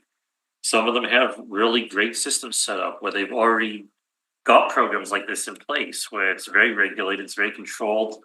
The parents all respect the system. They get like handouts at the beginning of the year. They're told this is how you do it. This is the doors you use. This is where you load and unload. This is how you avoid your cars being in conflict with pedestrians and crossing guards and school buses. It all runs very well. There's other schools where that is priority number 500 of 500 priorities. The schools are trying to do so many other things. There's no resources for anything. The parents don't want to participate. They don't want to work with the school. It's a challenge. So that's what you see when you hear the bad news story. It's probably one of those schools that this isn't priority 1 for them. So it's a process that's going to keep evolving and keep being worked on. The lack of prioritization impacts safety. That's right. That's totally right. And it's something we're doing is we're trying to establish a process that can be duplicated. So the schools that are working, that's good that's in place. We now need to replicate that at the schools that aren't on board yet, who haven't even realized they can pick up the phone and come talk to us. We can come help them out and see what we can do with the existing resources, see what we can do if they can find additional resources. We don't want to pave every single school's green space. We don't want to have to widen roads in front of schools. You see these ideas in the United States where they've got the school set up like it's an airport, where there's like 3 lanes in, and it's really grandiose. But it's like, is that the kind of school you want to build, where you've got like valet parking and sort of operation and the opening the door for you and the radioing each other to say, okay, Well, license we plate. did that, it doesn't work. No. We've done that in Bison Run. It's Doesn't work. amazingly And then challenging to now set up. It's amazing, and it's not just setting it up once and having it run for a year. You've got to have that committed for the life of the school. So the parents are changing every year. There's people moving in and out of the area. There's new kids being born that are now a family that maybe had one kid before now has two kids. And so the one size fits all nature of this is a challenge. And one of the things that was brought up is that they liked the idea of something like this, but some of the details on it were a bit like they had to push back on them. The idea of it being 1 minute and that's the maximum, it makes sense if everyone is sort of really well organized. And the school is set up so that you just drop off and you walk in. There are some schools where those rules don't apply so well. The school might be set up that every parent has to come in and sign their kid in. And so then they have to leave the car. They're not going to make it back. So you wouldn't want to say the same rule applies no matter what the setup is or how far away the parking area is from the entrance. So if certain doors to the school are inaccessible, there's a door there, but you can't use that door. That door's only for certain uses, or it's only open in the afternoon. There's so much like detail that has to be custom built to the school. There is variability. Yes. To what you're saying. Well, the one constant is that you're dropping off and you're picking up your child every day. That's right. That's the one thing so again, how much time does a person need when you're doing the same activity day after day after day after day? So I'm just gonna interrupt because through the chair to Councillor Chambers, you just previously in the previous report identified induced demand. So you're creating that with your youth in what you just said, in that we are gonna create a system that focuses on the root cause of our problem to mitigate as much safety related issues of the root cause of our problem, then changing the behaviors of our community. And what I mean by that is that if we continue to just emphasize that we are taking our kids and picking our kids up and not providing any other alternative active modes for them to safely get to and from school, we're inducing the demand of that infrastructure, and we got to start creating the environment to think differently as a city. And so how do we do that? So when we looked at, I know we only have 2 full-time traffic investigators that work closely with the principals in the schools on this. So there's a number of things we need to say publicly to the community to support your concerns and what we're doing about that. And the one thing that's been clearly identified through never mind our committee, through all our stakeholders, is that a motion like this doesn't address that root issue of congestion caused by that low uptake of active alternatives.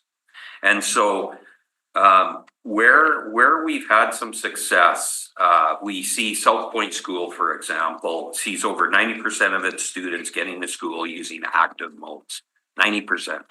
And this is largely due to strong school level policies affecting and mitigating many of those issues that this motion seeks to resolve. Put in bike parking. You know, it takes everyone at this table in our community to solve these things. And so what happens is we always want somebody to solve it for us instead of us being a part of the solution. And like I said, when my kids were growing up, and I'm not saying they're in today's world, they weren't, and for whatever that means. But when they said, well, can you take me to school and drop me off? I'd say, well, unless you're going there at 6 a.m., right? And if you want to be dropped off outside the school building at 6 a.m., that's fine with me. Even then, I wouldn't do it, probably. But I would say, like, you got legs and or whatever that story is, right? You can will your way to school. And again, to promote that. If there was a safety related issue, I would try to assist them in making good common sense choices about mitigating that concern. Crossing Arlington, crossing McPhillips, whatever it was in our community back in the day.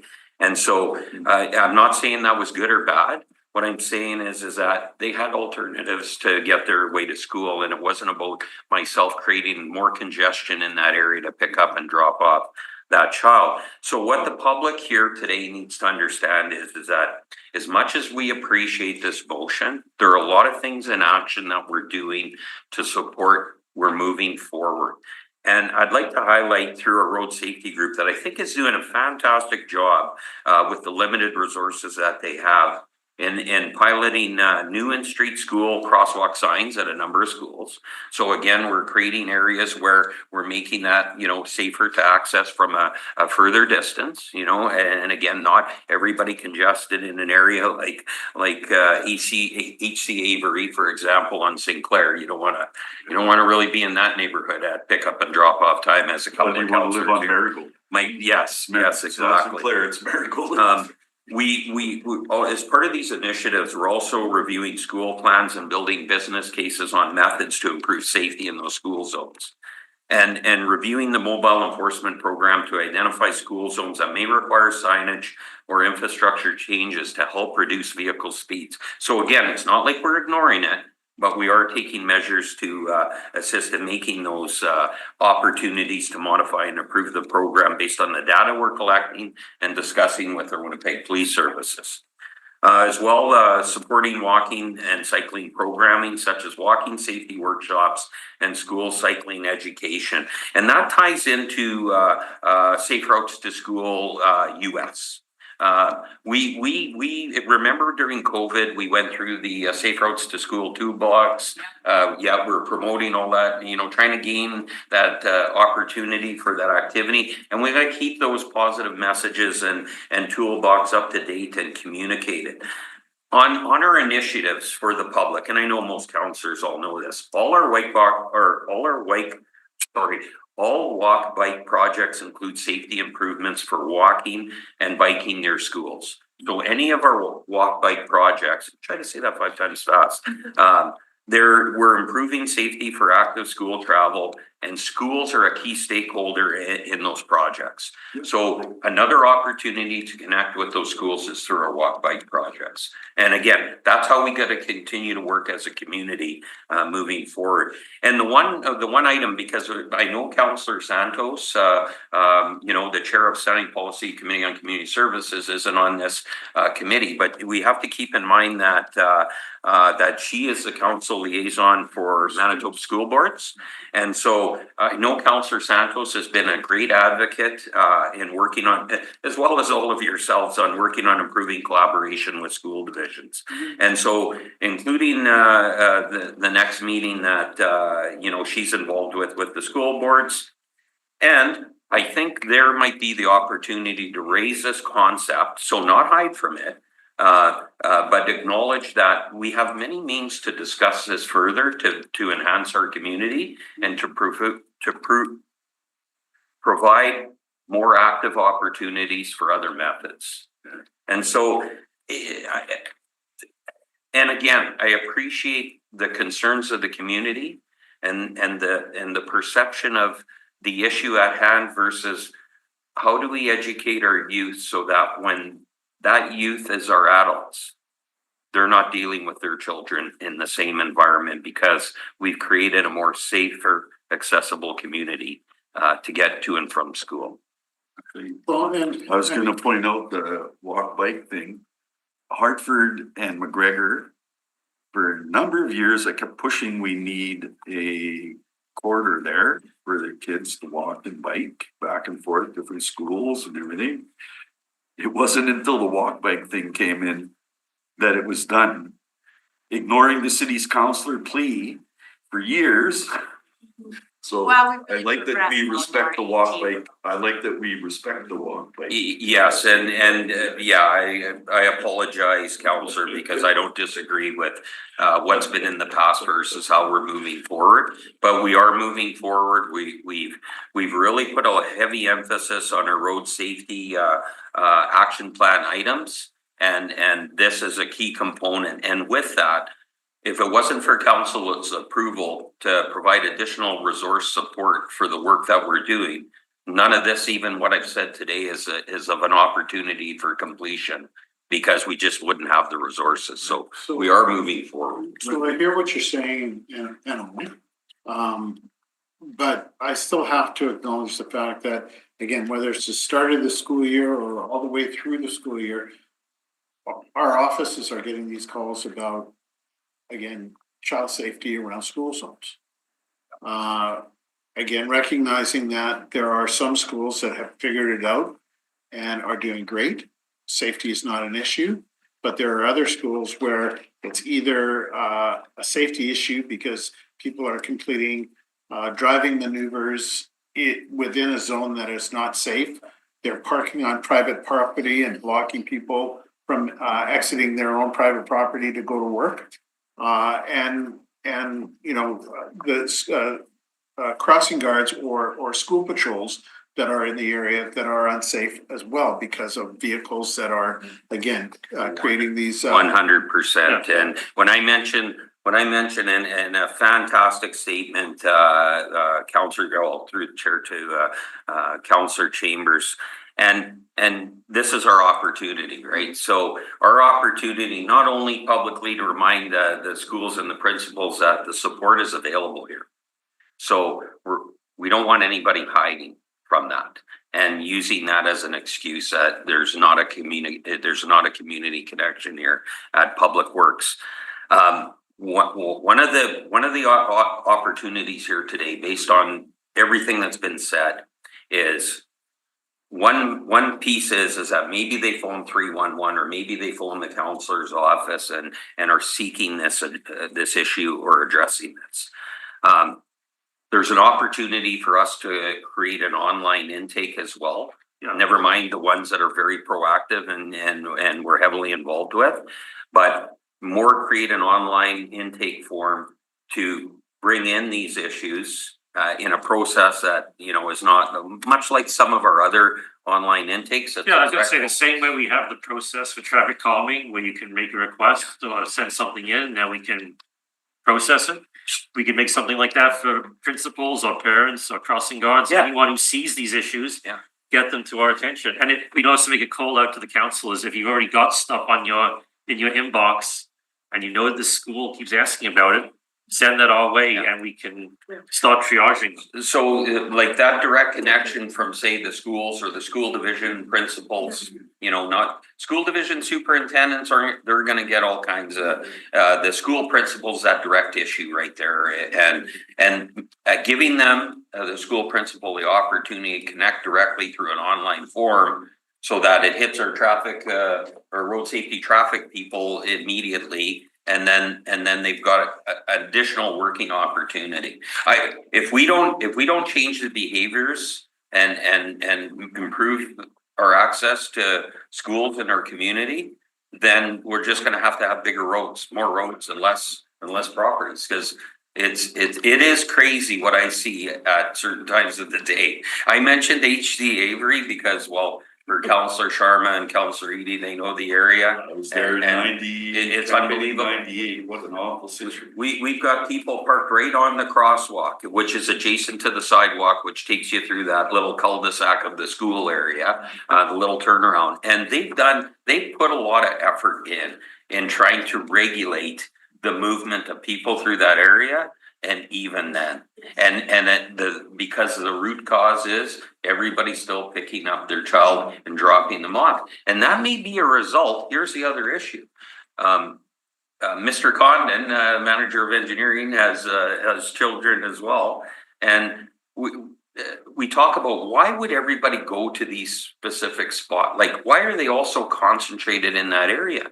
And there's collection and handoff responsibilities identified at certain ages at certain schools that don't authorize the allowance of you telling your child to go to the far end of the boundary of the school, because you're going to get disciplined as a parent for not handing off or picking up. With the grade 6 child should be further away, and the kindergarten child should be closer up, right? Right. Like, there needs to be so much more work, Jim. I really liked what you said on a number of fronts, and I understand where Councillor Chambers is coming from. I've dealt with issues at the Templeton School. I got to deal with more there, and there's 2 schools on Templeton. I don't hear from HC Avery that much anymore, but I think in terms of what you said about education, Because honestly, the MLAs call when there's an issue, an incident. The school's more on it when there's an incident and heightened, conversation, but we get it all the time. So there's awareness, workshops, educational workshops.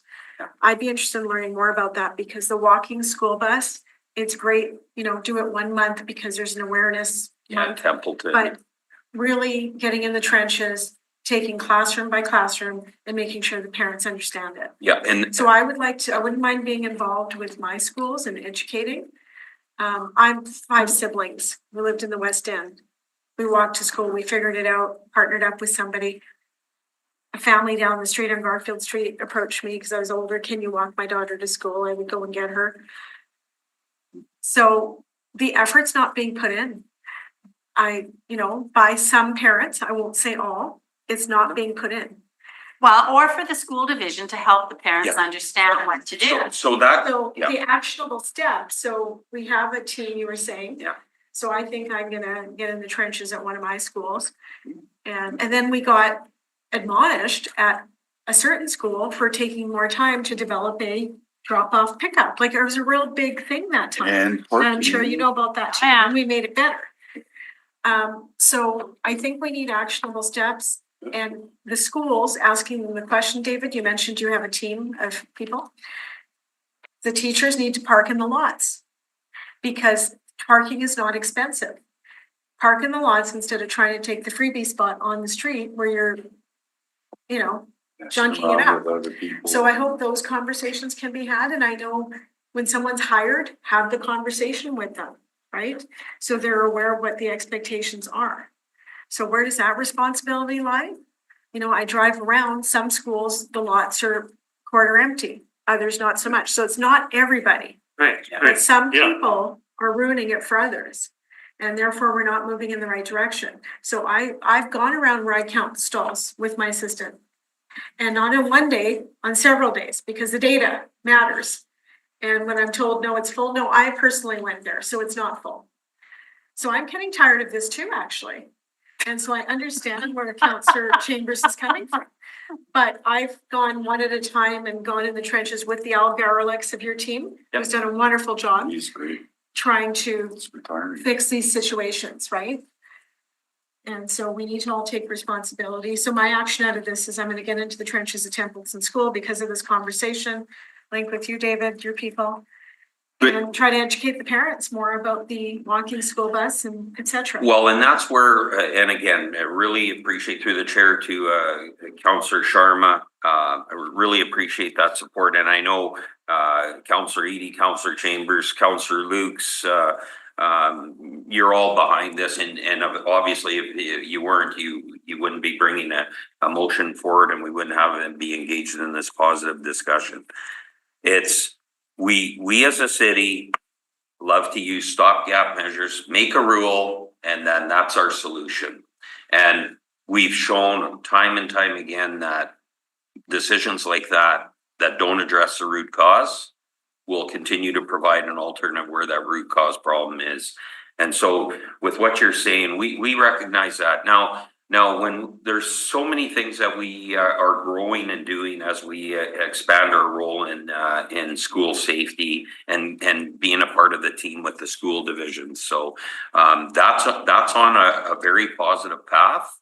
There's an upcoming meeting where this needs to be discussed via Councillor Santos as the liaison, and she's aware of that, this discussion. So I think it's very positive. Never lose sight that we really got to get our education and awareness into our community, and we are stepping that through, and we are developing these tools. And they're a part of our report back in our annual road safety action plan. So again, we would report back how successful we believe we were and what behaviors changed in areas so that we could start doing key performance metric changes to behaviors. I do want to mention a couple of things because I know it was brought up this morning about, a certain school in Councillor Wyatt's area about removing high piles and snow in front of this school. Just so everybody knows, no different than the road safety, we're dealing with the school division superintendents as a starting point every year about snow clearing, sidewalk related issues, snow stockpiling, and what we can do to help her address certain situations. So I know we started that a number of years ago. Michael Cantor puts that out. We got heavily back involved again when I reapproached all the school superintendents because there was a lot of change in their leadership, Brian O'Leary and everybody else moving to different titles. And so we're continuing that path. This is no different. The one thing when you say you get inundated at the start of the school year, when we're talking about school principals and everybody coming back and getting themselves acclimatized before the school starts, well, they're not doing it in July. So a lot of our work has to happen in the spring and then revisit the issues or the potential concerns within a very short window of a week prior to school starting and the week of school. And so we got to be mindful of that because there are so many times where we're trying to make those connections and we're talking to the administrative person that is working year round. And so there's a lot of history with us trying to make this a successful storyline, and that's our path. That's where we're headed. Dave's staff are doing a great starting point job as they build this road safety, safe roads to schools and those concepts as part of our strategy.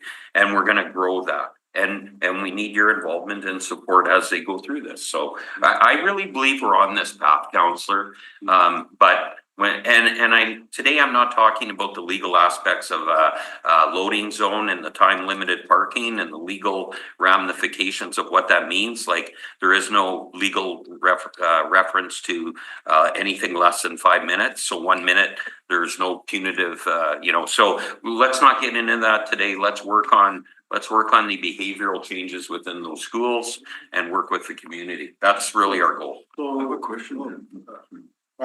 What then would be your recommendation in light of this motion here before you? Well, this motion, we've recognized that we are working through a number of these solutions. We could either, I think we can receive this as information, and as we report back annually, which we do, we're already obligated to do that on the Road Safety Strategic Action Plan, and this is one component of that. That the changes that we identified or the number of schools that we've done these projects with, and I'm hoping that you would already be well knowledgeable of that as we go through it, being the area councillor. But we are on a path.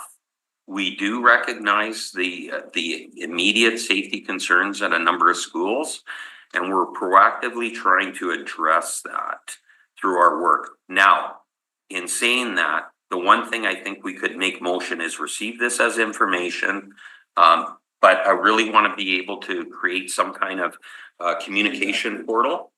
So how do we motion that? An amendment to that then would be reporting twice a year, at the beginning of the school year and at the end of the school year. You have a report currently. Yeah, it comes In in. the road safety report, there's a whole section on Yeah. schools. And it's really like, so when we report at the beginning of the year, you're not gonna see the output of that report till what, November? But you're stating that, come springtime, you're actually starting to have these discussions. We already are having these discussions. Like, there's no date on this. It's yesterday and today. So. Well, about the online, like, we're trying to create. So Councillor Chambers, what about an action for the online portal? Yeah, we can create an online portal from the school principals to the. Actually, I was gonna just mention something in that regard, Jim.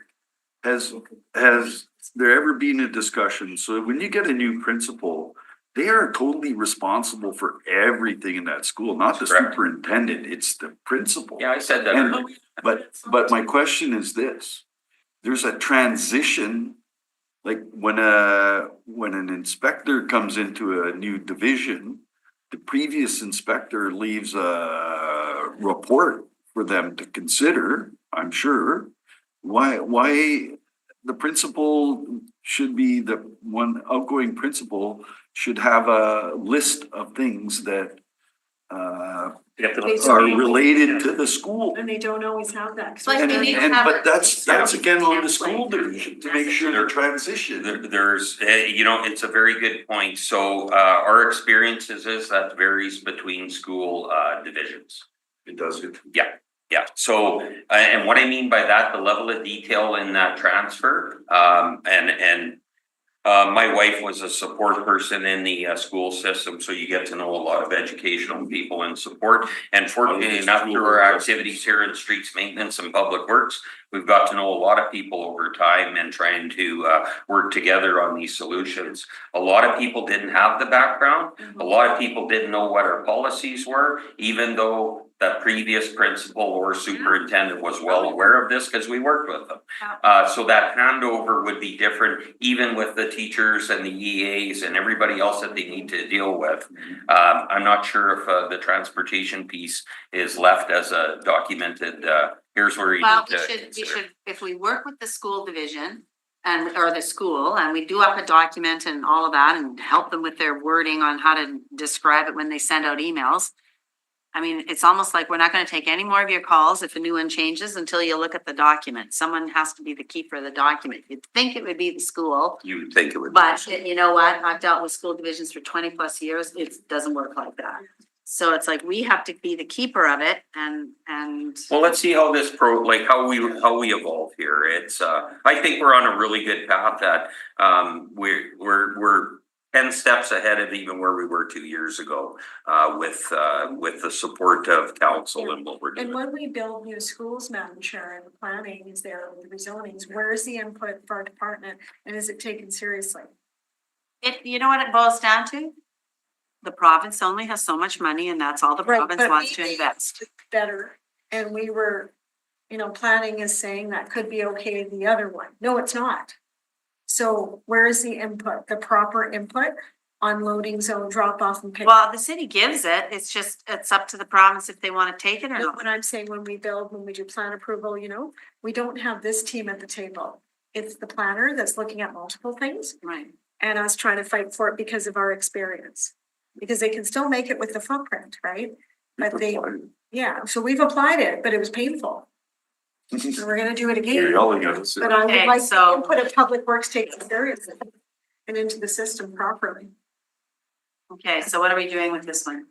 So, yeah, I can accept it as information, but I do want reporting back on what happens with discussions at the beginning of the year and how they were resolved. When does that report come out? It's in. If it was resolved, if What we'll parents do- don't cooperate. I appreciate what Councillor Chambers saying, and yes, usually the road safety, it's written in April roughly, comes through, obviously, if it doesn't make the July one, it ends up in September. But on this one here, I don't think we're gonna back off on with Councillor Santos and the meeting to raise this concept. And engage in discussions about all the, because it'll open the door for our staff and that work. So what we'll do is receive this, but we're still gonna raise that concept at that forthcoming meeting. And we'll go that route. Yes, yeah. And see where that takes us as well. So we're not losing sight of it, but it's really a part of a bigger plan. And that's for me, to be able to go back to the community, with the parents, whether it's the school division, whether it's the school, and just, provide a response that, we are working with them, or, if they can, provide feedback through the portal. All that information is helpful in terms of city working in collaboration with school divisions and schools to come up with safer options, including alternative, transportation modes. To get to school. 100%. So we'll receive the report as information then. It's not safe on the buses. Okay, all in favor? Aye. Carried. Okay, we're not going anywhere. We had a motion for new topics, and if you could maybe give us an update. I know we just announced it, but I know it's been in operation for a while, and that is the AVL, is it? AVL on the snow machines, Oh, yeah, sidewalks and pathways, they're on our sidewalk snowplows. right? And some bobcats and toolcats. Yeah. So, historically, I don't know if a lot of citizens in the city, how they see our updates of our snow clearing progress. But if you go to winnipeg.ca/snow, you'll be able to see some online maps that traditionally have been updated through a manual work planning process that give our operators a number of routes. One of the cool process improvement initiatives that we took on or we're always working towards our solutions years ago, and I know that might be a surprise to many that we look at continuous improvement, but with this with the snow map, what we did was we had a couple of individuals within our group that know these systems inside and out. We had the ability to take a GPS location tool, hardware, install them into our sidewalk plow units, and essentially what that did was, first of all, giving us a location of where our sidewalk units are. We have AVL in all our equipment. Every city employee in a city-owned vehicle is being monitored through automated vehicle location. The vehicle's being the vehicle's being monitored and where it's going and sound like you're in operation, on the operational context, one of the challenges that we've always had is that we assign a route to that's prepared in advance of that worker going out into the field. And because they don't have any kind of video screens and anything in their in these sidewalk plows, they would get a map. And that map is a paper map. And then they would inform whether what they got done and didn't get done, and as best as they could recall, if there were some challenges with parking and in Bridgewater where the person's parked on the sidewalk because of back of curb sidewalks, you got no ability to plow. And so that would get updated and then published on a map up to after the end of the shift. So they might have started at 11 p.m. We're not going to see any updates to the live map until that shift is completed. So we've taken this initiative one step further. Let's use the data. Let's use some algorithms on how when they're at locations on completion, and let's communicate with that unit and build a report back into the snow maps that shows at 15-minute intervals what where the sidewalk plowing has occurred. So anybody that wants to know essentially, or they're on their way home or they're deciding to get, they're on the bus and they, I left at 6 a.m. The sidewalk conditions weren't very good and I got a bad hip. I'm going to check this map and I'm going to see what's going on because I'm on my way home. Maybe I'm going to have to phone a friend or ask for a ride. They take a look on the map and they can see, oh, this was cleared at 10:15 a.m. This morning on this date. We're using live technical data to communicate with the public on the status of that completion. And so again, it was proof in concept because this isn't new to us, but the communication to the public is fairly new. So we execute a sidewalk plow for the entire city. No longer is it manual entry, it's automated. We have no other staff doing data entry to catch up to that. We're taking that live actual information and giving it to the public 15 minutes later. So it's an awesome initiative that was built upon the technologies we are working with and what we're looking at for service-based optimization for our future. So we're really proud of that and the work our staff done. We got just like everywhere in public works, the people you see here at the meetings and the people behind the scenes, we're all in this together and they're trying to work for the community, right? So, yeah, pretty proud of that. Yeah, I think it's great. I mean, like, who else has? the REAs. There's it started, I was involved in a project in, it would be probably around 2002, so 24 years ago, when AVL technology and its capabilities was kind of gaining some popularity with heavy equipment. So a number of companies did things like, where's my plow, where's my sander? At the time it was looked upon as just, okay, the person's been idling for 11 minutes and what are you doing about that versus the service that needs to be delivered. So there are a few cities that are still doing this. The province of Manitoba has their where's my plow tracking. I mean, we have hundreds of pieces of equipment spread in the city alone that are private and internal. But what we started with was doing this with our sidewalk plows. And then as we progress, we're gonna implement this with all our loaders, and the next real focus will be our sanders and ice control chemical equipment. Now, some of That'll these be- sidewalks are contractor plowed. They are AVL as well. So can I ask you this question then? When you move to the Sanders, right, we often hear from a particular individual that his street was sanded 5 times. Yes. So this will help avoid that, right? You know, it's funny that there's individuals where they say, don't ever sand my street, and then there's a policy that says, well, somebody else has asked for this. And then there's Pontiac Bay which is one of the ones you're referring to, and then there's a couple on Polson and Atlantic that you're referring to, where we have this history, yes, and so there are a number of times where, yes, we have an individual that thought that was part of a historical map. And then the AVL gives us the opportunity to change that behavior. And then there are instances where the person said they did this. We show that they actually weren't in that area during that time.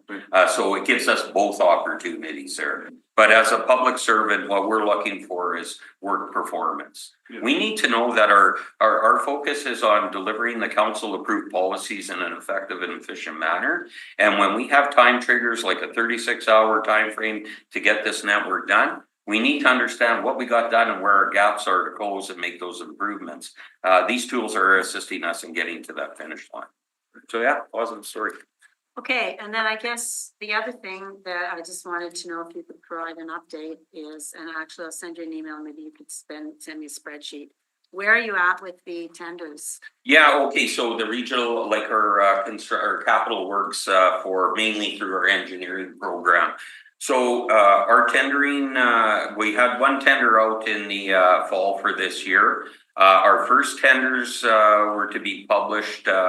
Well, originally, I think we planned on yesterday with our first tender, 3-2026. It's a fairly expensive project. There were some things we needed to change, so it didn't get published to Merck's. I think that's coming in by the end of the week or next week? End of the week. End of the week.